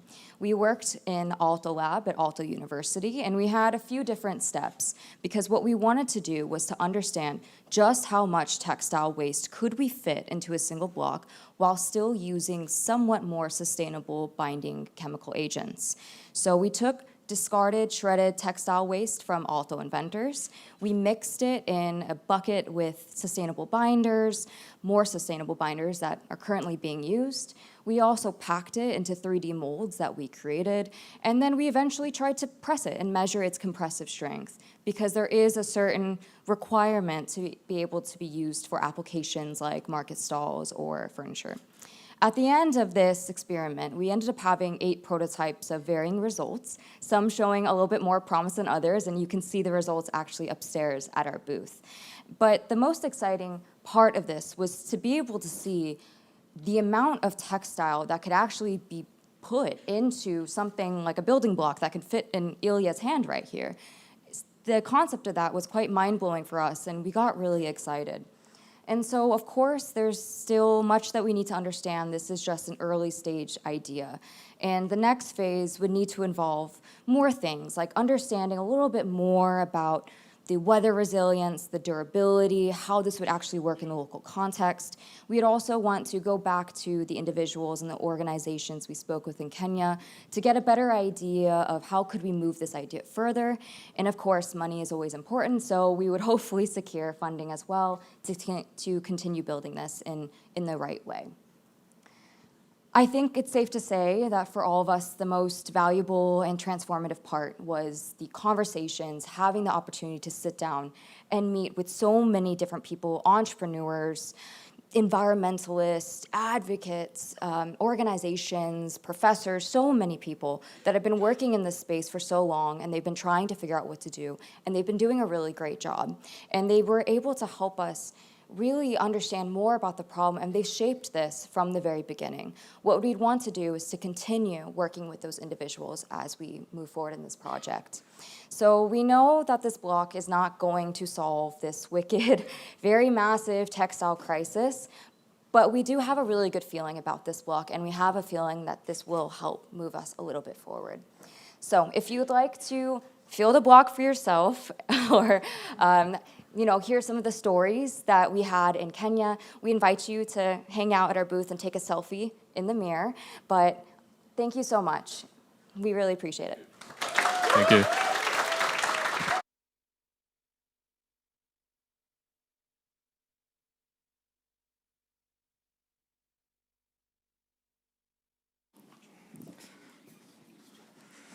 Thank you so much, Team AGI. And it's really important to, on a personal note, I really feel that for sustainability-oriented innovation and startups, it's really cool to actually see what's happening other parts of the world and hear the stories back. So I'll be coming to see the rocks. But let's move from Kenya to now Korea, actually. And where our next team investigated the hidden challenge inside the biowaste ecosystem. So let's see what they found. Please welcome Team Kekkila and Forum Virium. Please.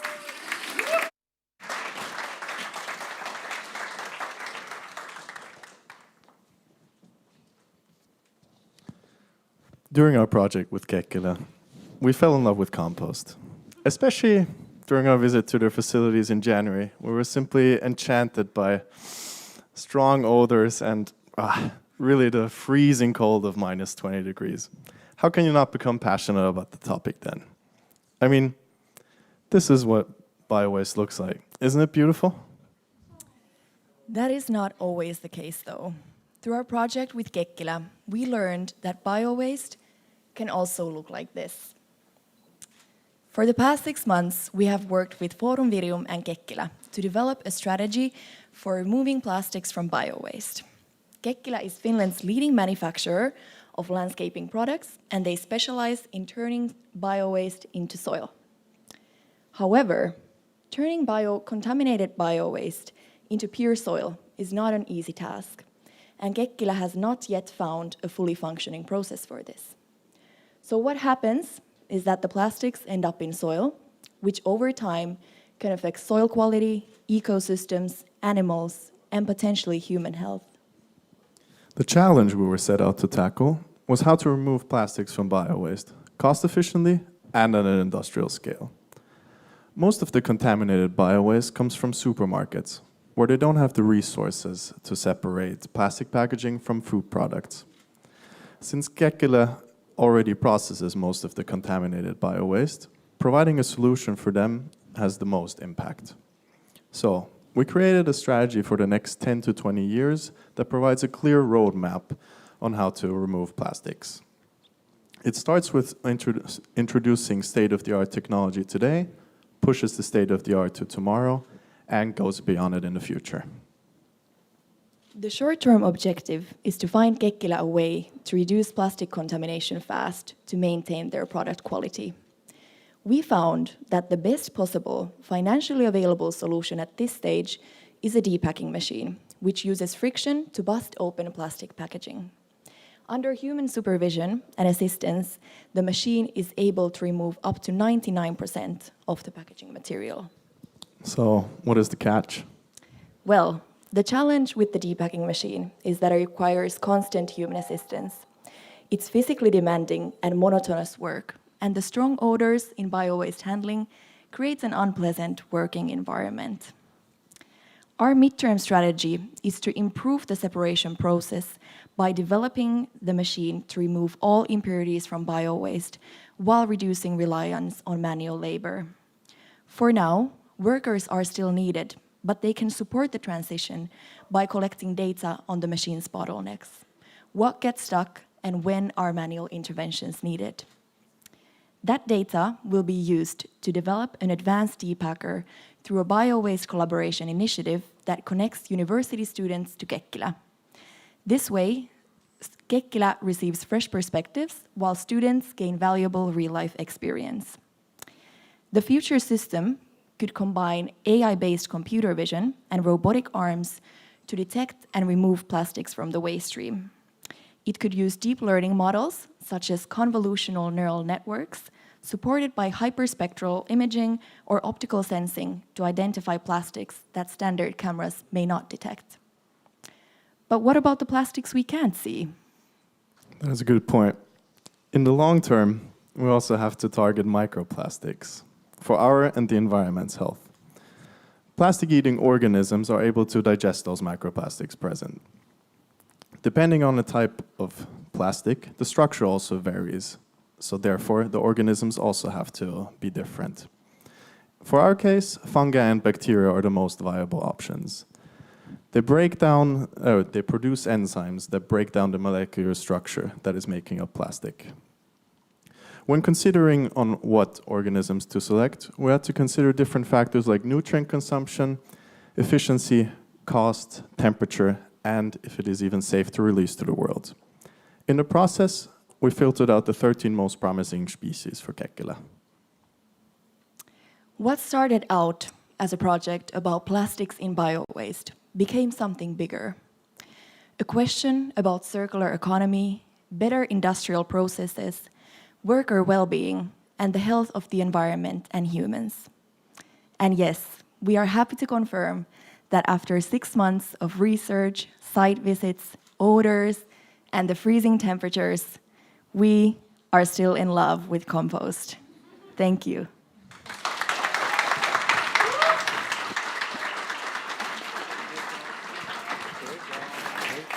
Thank you so much, team, and thank you. It's really surprising for showing you the love of compost. But anyway, so I hope all the presentations now have been engaging and interesting for all of you. And we have reached our final team of the day. In collaboration with Ciclo, Forum Virium Helsinki, and the European Commission's Tresors initiative, has been exploring one of the most overlooked flows in circular systems. What is the overlooked flows in the circular system, which is what they will be revealing. And zooming into the everyday friction points and how people interpret and sort materials. And from there, they've uncovered new ways to make recycling simpler, more intuitive, and much closer to how people actually behave. So please welcome Team Ciclo to the stage.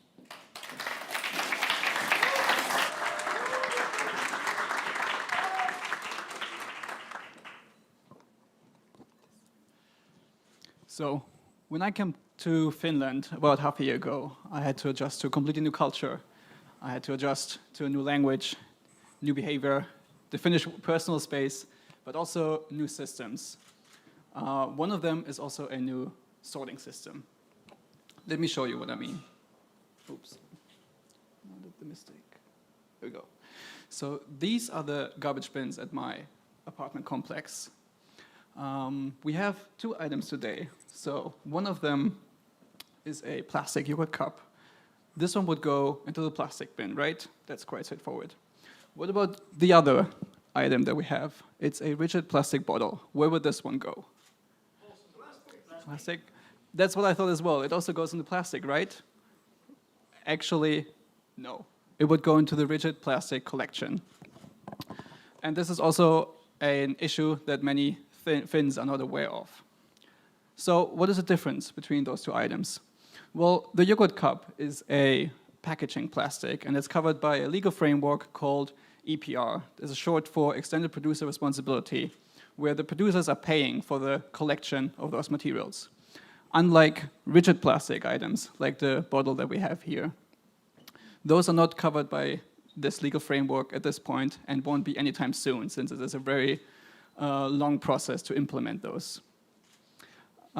So where do you go if you don't have any rigid plastic bins at your apartment? Well, that's another issue.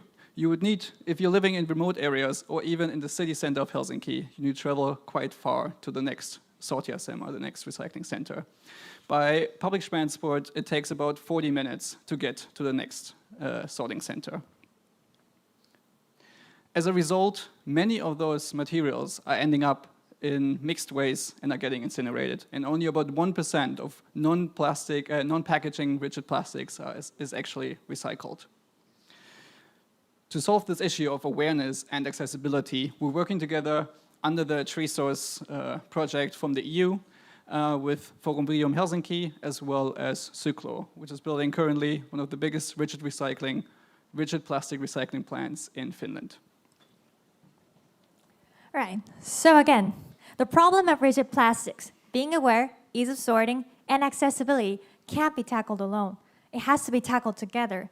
And so we designed a scalable solution that tackles all of them, building on existing solutions, existing systems, actually, which the first one is recycling pop-ups. They're located in places where people already visit, like malls and existing recycling points. And they're visible, welcoming, supported spaces with on-site help, where people no longer have to figure out how to sort themselves. And these recycling pop-ups also act as data collection hubs, as a learning system, so that it can future-proof for the optimization or the automation of the recycling in the future as well. And the second is the seasonal collection. So rigid plastics such as sleds, buckets, and kitchen utensils, those are not everyday waste. It appears during moments like spring cleaning and moving. And that is why we leverage these natural waste peaks to involve housing companies to add one additional container at those peak times. And these two solutions have benefit multiple stakeholders. It supports Finland to move toward the recycling targets of the EU, and housing companies and individuals also pay less tax, less for mixed waste. And also, Cyklo and recycling facilities benefit from cleaner, sorted materials. Well, what if people still don't participate? Well, participation always varies. And that is why we need an infrastructure, so that people's behavior will change in the long run, not just temporary or seasonal as well. And that is why we extend the system further to, yes. So, guess who's going around town every day, delivering something to homes, but returning with empty space? We use those unused capacity of courier services to collect rigid plastic from homes. And with this way, recycling begins at your door, a door-to-door collection, super easy and accessible for everyone. And these solutions is not separate to each other. It builds on each other as a system as a whole. So pop-up raise awareness and encourage participation. And the collected data at pop-ups also improves the sorting automation for the door-to-door collection to happen. And now, you know how rigid plastic could be recycled in the near future and want to learn more and participate? Come to our booth over there to test and be ready for the future of rigid plastic recycling. Thank you.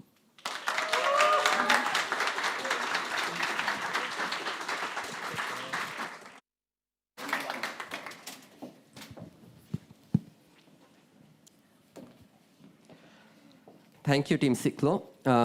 This, our dear audience, concludes today's presentations. So, all the teams who are here, you have made it. It's done. So, give yourself a big pat and a huge round of applause.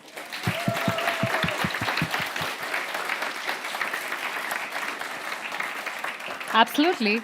So well done to us. Now, before we wrap up this amazing program, we have something very special in store.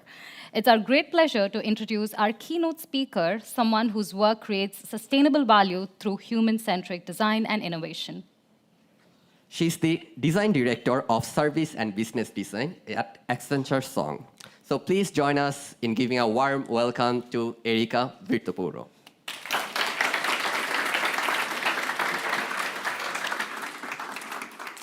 Thank you. I'm immensely honored to be here today. I also must say I'm impressed by the level or the quality of the presentations that I've seen today. When I look back to my studies, 10 plus years ago, the level wasn't this, I tell you. So really super. I'm actually a bit stressed being here now after all the amazing presentations. but I'm hopefully sort of lowering the barrier, so when you come to actual work life, you don't need to be perfect. You know, you need to be human. I guess that's my message.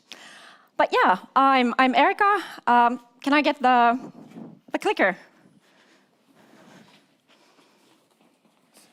Great. Do I skip the video? Do we look? Let's. Unfortunately, we had a really cool show reel of our work in design at Accenture. Apparently, the audio doesn't work, so I'm not able to share it with you, but we'll share it afterwards. But yeah, today I'm going to talk to you about Life Trends 2026. But before that, sort of a short intro of who I am. A design director sounds really fancy. Honestly, it's not that fancy. I sell projects, I deliver, I lead projects. That's my everyday. I'm very much hands-on. I work at the intersection of business and design, so I don't really feel like a designer. I feel I'm more a consultant because of my business background, but I think I'm really good at sort of thinking of things from a design perspective. So how can you actually use the tools, the methodologies of design to solve real business problems, which are usually human problems at the same time. But I will not talk about myself today. I will actually talk about our Life Trends research. I'm super proud of this research. We've done it for, I think this is the 19th year that we're doing it. And our research is unique because it starts with our people. And this means that we basically crowdsource cultural data from 40+ studios worldwide. And based on that data, we then start sort of digging, sort of what can we see, what kind of signals, what kind of trends can we actually, find out. And then we interview over 100 people, like these are deep interviews to actually understand motivations, needs of people. On top of that, we survey 800 executives across 7 markets.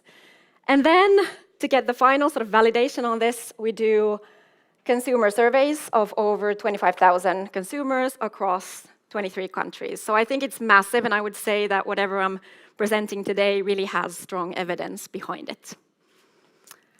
I will represent these 5 trends. I have, I don't know, maybe 13 minutes left, so I will not be able to go deep. But I urge you to find the document, the report, and go through it in case this sparks interest. It's really good, not only from a personal perspective, but also from a sort of a corporate, a cultural perspective as well. But I'm going to look into 5 trends. The first one is all about sort of people trying to find stability in unstable times. The second one is around how AI is becoming intertwined in our both sort of daily journeys, but also the sort of the very transformative ones we go through life. Finding Neo is all about sort of how AI has never needed human centricity more than, and human-centered design more than it does today. Good Vibrations is actually the funnest one of these, and it's all about sort of how people are longing for connection and sort of meeting people in the real world. And then the last one, my own absolute favorite, is Coming of Age, and it's about how generations of 40, 50, 60 and beyond are now going through this sort of upsurge in energy.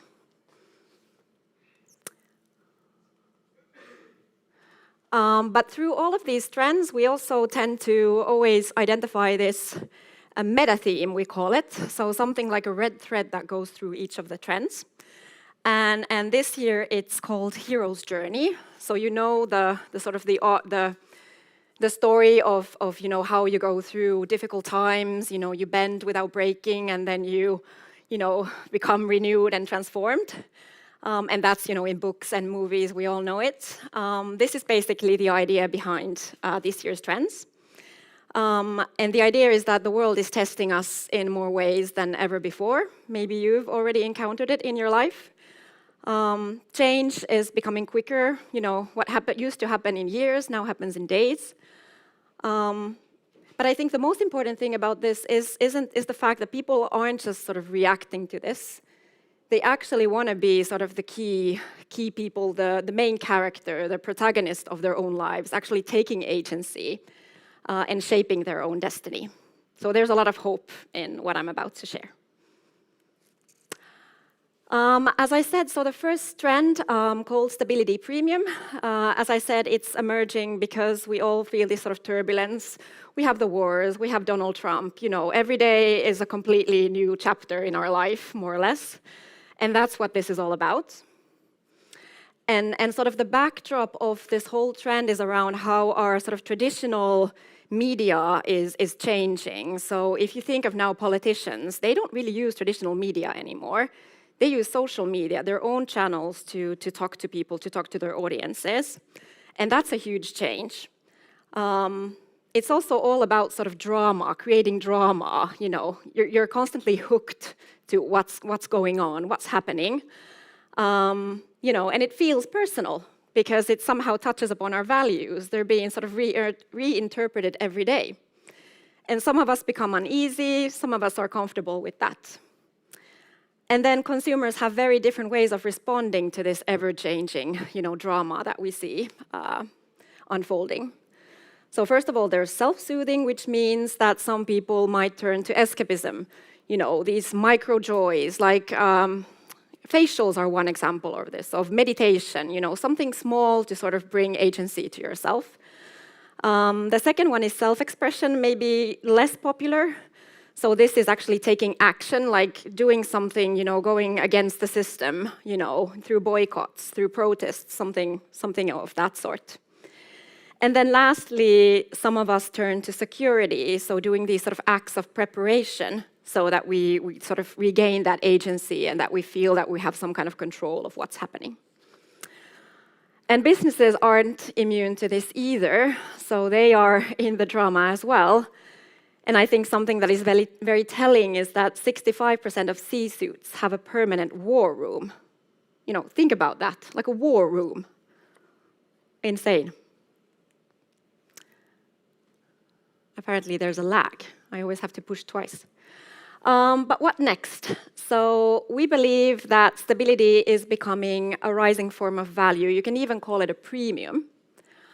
And what we predict will happen in the near future. So consumers will continue to look for stability. It's kind of like an exercise of patchwork, where you try to gather sort of pieces of security wherever you can. And this will continue to emerge. Also, companies are taking a stake as well. They're thinking, how can they, increase preparedness in the world? That's actually becoming a way that brands can actually even sort of distinct themselves from their competitors, like what kind of predictability or stability are you bringing to the world as well. So a lot of things happening. The second one, and this I feel is a really interesting one, and this is not a critique in any way, but more of a sort of an observation as to what we're seeing.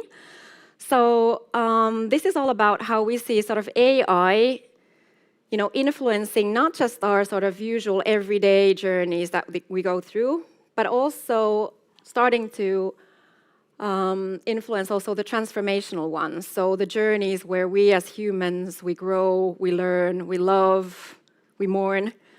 And obviously, this raises the question, where does AI actually sort of enhance our life, our experience, and where does it take something away from actual experiences? So actually, before I go to the next slide, let's start with the everyday journeys. So they're the ones that you go through every day, many of those, buying a train ticket, watching, checking what the weather will be like. Those are the things that you do all the time. And AI is obviously intervening in those. And then secondly, we have the transformational ones. So for instance, how you learn, that is being now mediated through AI. Or even, you go through hardship. You might go to AI instead of your friend to get advice. So these two angles are the ones that I'm gonna look into. So what's going on? First of all, and I think we're all feeling this, discovery and info through snippets and chats. So nowadays, if you want to learn something or want to check something, you go to Google and then you get an AI summary of the results. You don't really need to do that work that you kind of discover things yourself. Information is there and you just use it. And in a way, it's actually quite a small shift for the user because it's a UI thing, right? But then if you think about businesses, It's a huge change. You know, they used to have the visibility, they used to have the control, and now, you know, AI has all the visibility and control. So companies really need to sort of, you know, cope with this new reality. And then if you think of those transformational journeys that I mentioned, so education is one. We're now seeing the rise of these AI tutors that basically personalize learning. And in essence, that's great. I mean, you know, you get personalized ways to learn, and usually people learn better. But then at the same time, it leads to, you know, students not reading. They don't read books anymore, or they don't write essays, you know. And then that's obviously a problem. And then also personal growth is being interrupted. So we have these sort of grief bots, therabots, AI companions, even lovers emerge in informative journeys. So one must ask that sort of what might you lose, you know, from the real life, from the real experiences, if you use AI instead of sort of real world journeys.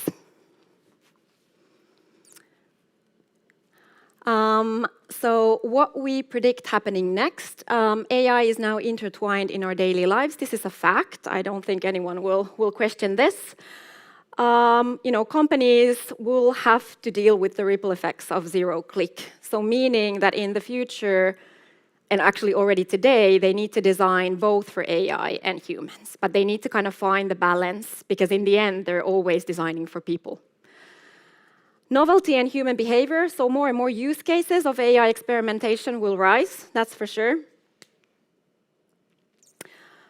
Yeah, long-term AI strategy, you know, while it offers short-term gains, you know, the long-term opportunity really is unknown yet. And I think it's us humans to discover, like, what is the right balance to where to use AI and where not.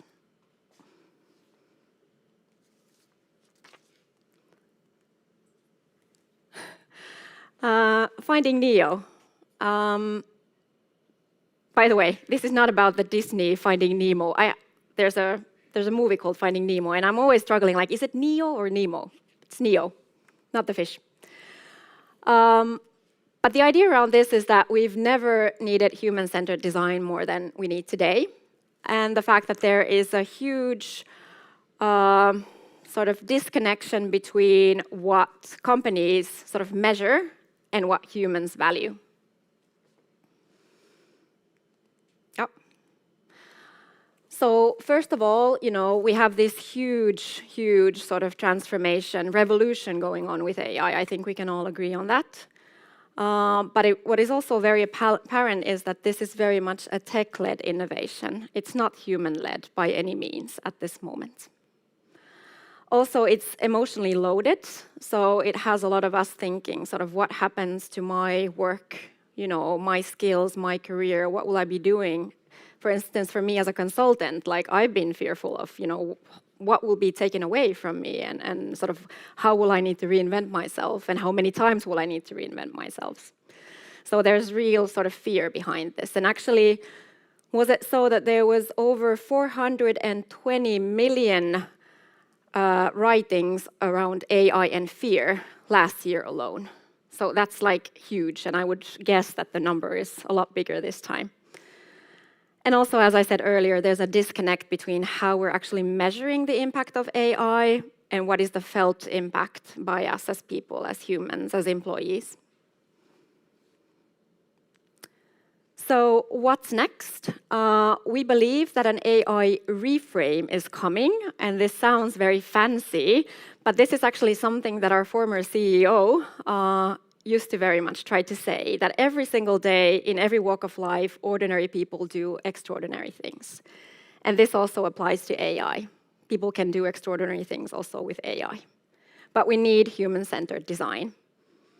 And actually, if you look at sort of previous large sort of tech revolutions, they succeeded only once, or they transformed the society only once when they took humans into account. When humans use design and meeting caught up. So we must ask, you know, what can we do with this technology that makes humans more, not technology more, humans more? Also, metrics are evolving and will lead to these sort of quality metrics as well, you know, creativity, human connection. And also this do-it-yourself innovation, we call it heroes among us, is thriving as people more and more sort of experiment with AI, and through their own successes and failures, we might find new heroes among the workplaces, you know, everywhere. So this is definitely a space to watch. Still 2 to go. I hope I'm on time. Good vibrations. Yeah, this is all about, and this was actually an interesting one because when you looked at the sort of the quant data, this didn't rise in any way. But then, as you saw in the beginning when I told you about the study, there's a lot of qualitative aspects to this. And this was actually one of the loudest things when you look at the qualitative data. And it's all about sort of how people are longing for connection offline, you know, how they're really sort of focusing on meeting people and being present. And actually play is a key theme in this, and play is actually an instinct. It's something that we all have from when we're born. It's something that you have, you don't need to learn it. And play actually sparks and creates culture on its own.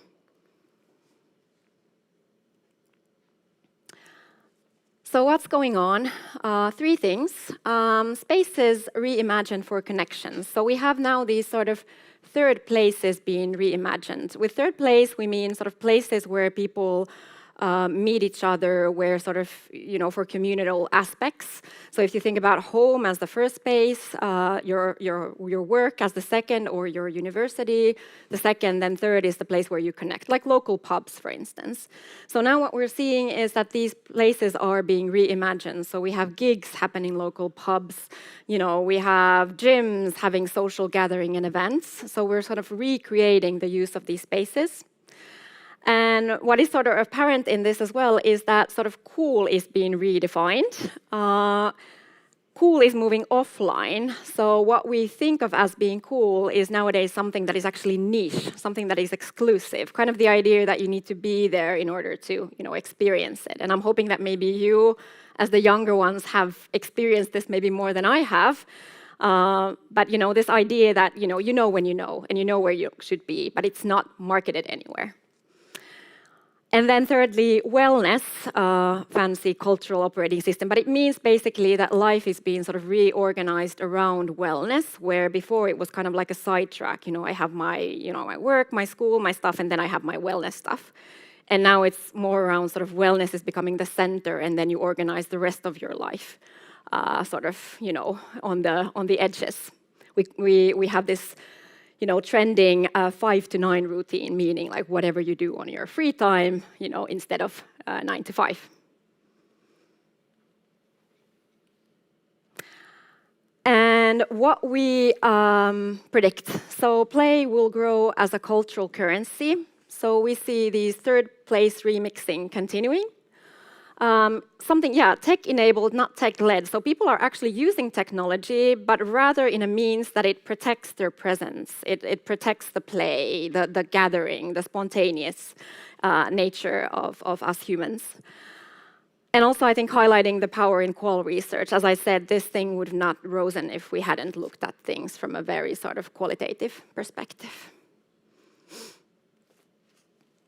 And then the last one, and my personal favorite, coming of age. So this is actually a collision of several trends within demographies, science, as well as cultural reshaping of what aging looks like and how aging is being perceived. So 3 things. First of all, we all know the population pyramid has flipped. So we now live in societies where those in midlife or later outnumber the younger generations. And this is having a huge impact, obviously, on entire economies, both in the West and in the East. Also, sort of there's this sort of cultural shift that we're seeing. I don't know if you've noticed, perhaps in your sort of Instagram feeds or within TikTok, that you're suddenly, or in Netflix, that you're suddenly seeing more, for instance, women aged 40 and beyond. And suddenly, sort of the culture, the media is full of these people that are, you know, older but very energetic, and even as influencers, you know, gray hair had a moment a while back. And even when you look at sort of businesses, actually 45-plus-year-olds are the ones that are the most successful startup entrepreneurs nowadays. And then lastly, medicine. The great, huge breakthroughs that we've had in medicine lately are obviously sort of maximizing the length of life and the quality of life. So we have, obesity tackled through GLP-1. We're yet to see what will happen with that, but it's a huge change culturally, economically, socially that's happening. Cancer treatments as well is one good example where there's very sort of strong development. And nowadays, when you think about aging, it's not a decline in life, but rather you might have very sort of energetic and very fulfilling life in your older days as well. So what's next? Longevity is a force and it will redesign everything. So we do not see this as a purely sort of one-year trend. This is something that will emerge and it's going to be big going forward. For humans, sort of agency and hope will grow, and actually this is a huge economic factor. So the more you have sort of this belief in yourself, agency, the better the economy. So this is actually scientifically proved, and this is what we predict. Also, encore economy, the idea that these older generations are actually boosting economic growth, and new careers will be defined in your 40s after your retirement, and obviously medical advances will continue as well. Oh. This is missing the last slide, but I'm going to talk it through. What makes this moment so profound is not the technological advancement that we're seeing, but the actual resilience in people. And I hope you noticed in all of the trends that it was actually about people, how they're writing their own story of resilience, own story of reinvention, play, and renewal. And that is actually the universal arc of a hero's journey. And something I want you to sort of leave with is that technology is always an enabler, never the star. It's time to find your own hero's journey. Thank you.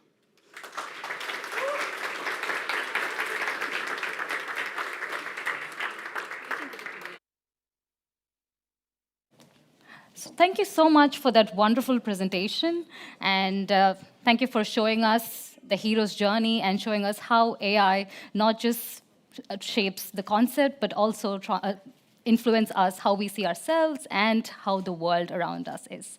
So thank you so much once again, and I was actually supposed to ask you to stay back on stage. We have a little something for you from the IDBM community, so... Oh my. Oh, thank you. Thank you so much for joining us today. Thank you. I'm honored. Thank you. Thank you so much.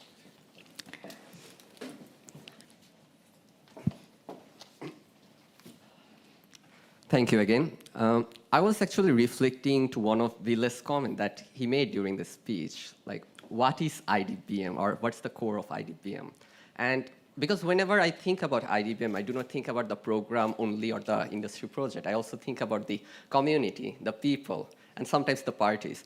So, yes, so I do believe like IDBM community is an essential part, if not one of the most important part of IDBM.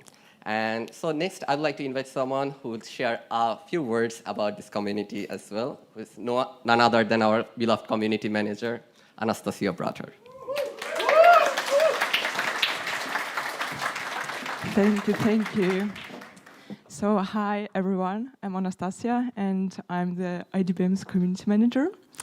So this academic year was full of different events. And first of all, IDBM turned 30 years old.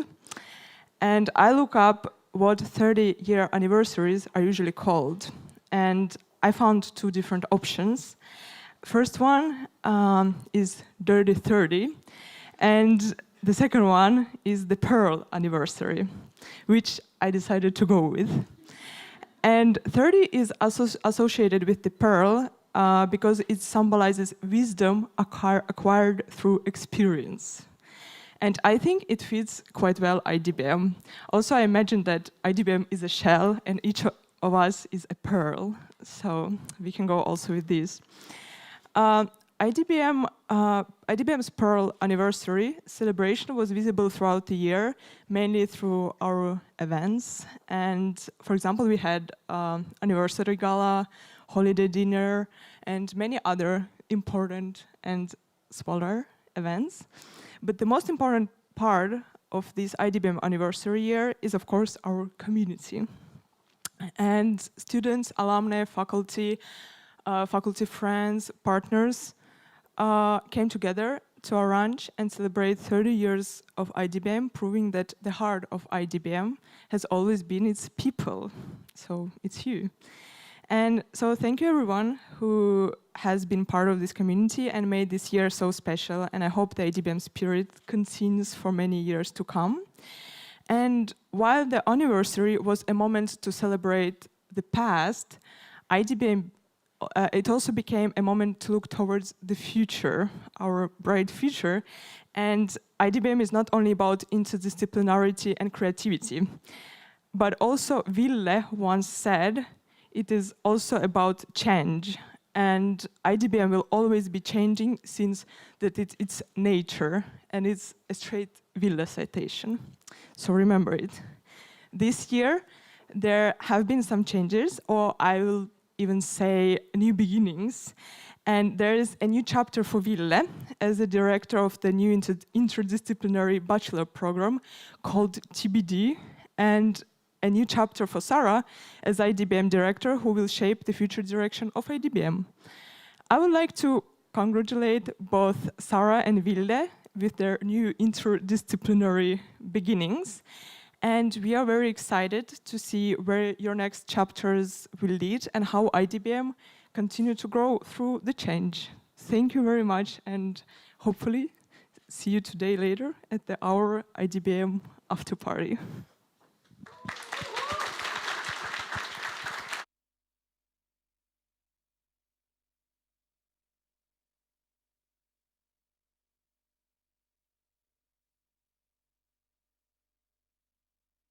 Thank you so much, Anastasia, for reminding us what IDBM community is all the time. And thank you so much for all the efforts and the amazing parties that you organize.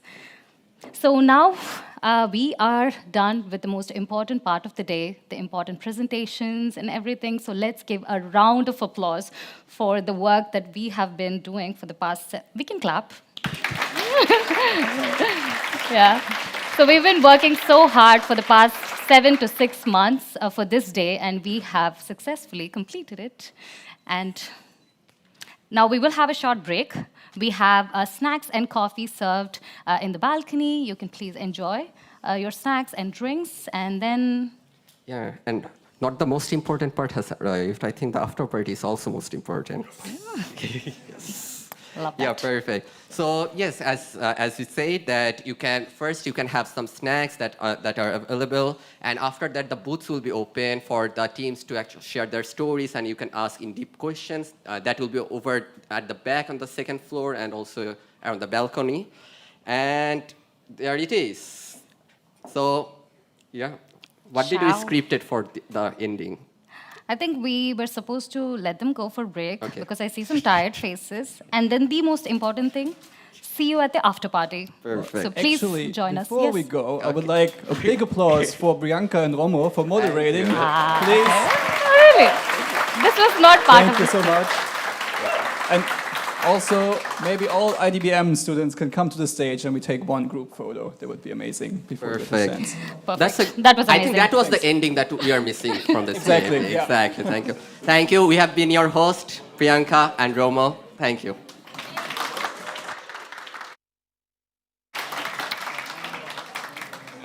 Yes. Yes. Thank you.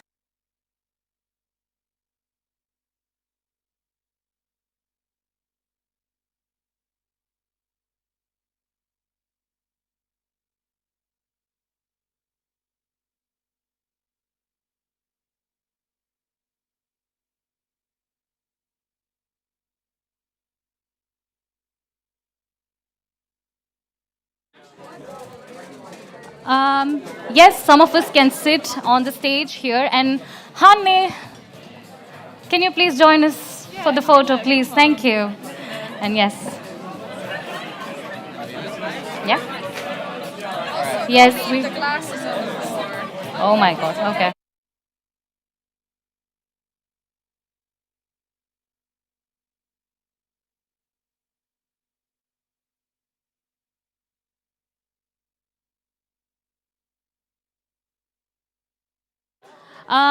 Guys from the behind, Alina, maybe you can come a bit in the front because you're not seen properly. So, could you guys try to like, yeah, maybe should I ask them to lean, like kneel down or something? Yeah, maybe someone. Also, Maybe. you can, like turn off the projector. Ah, okay. Turn off the projector. Can we turn off the projector, please? Damien, thank you.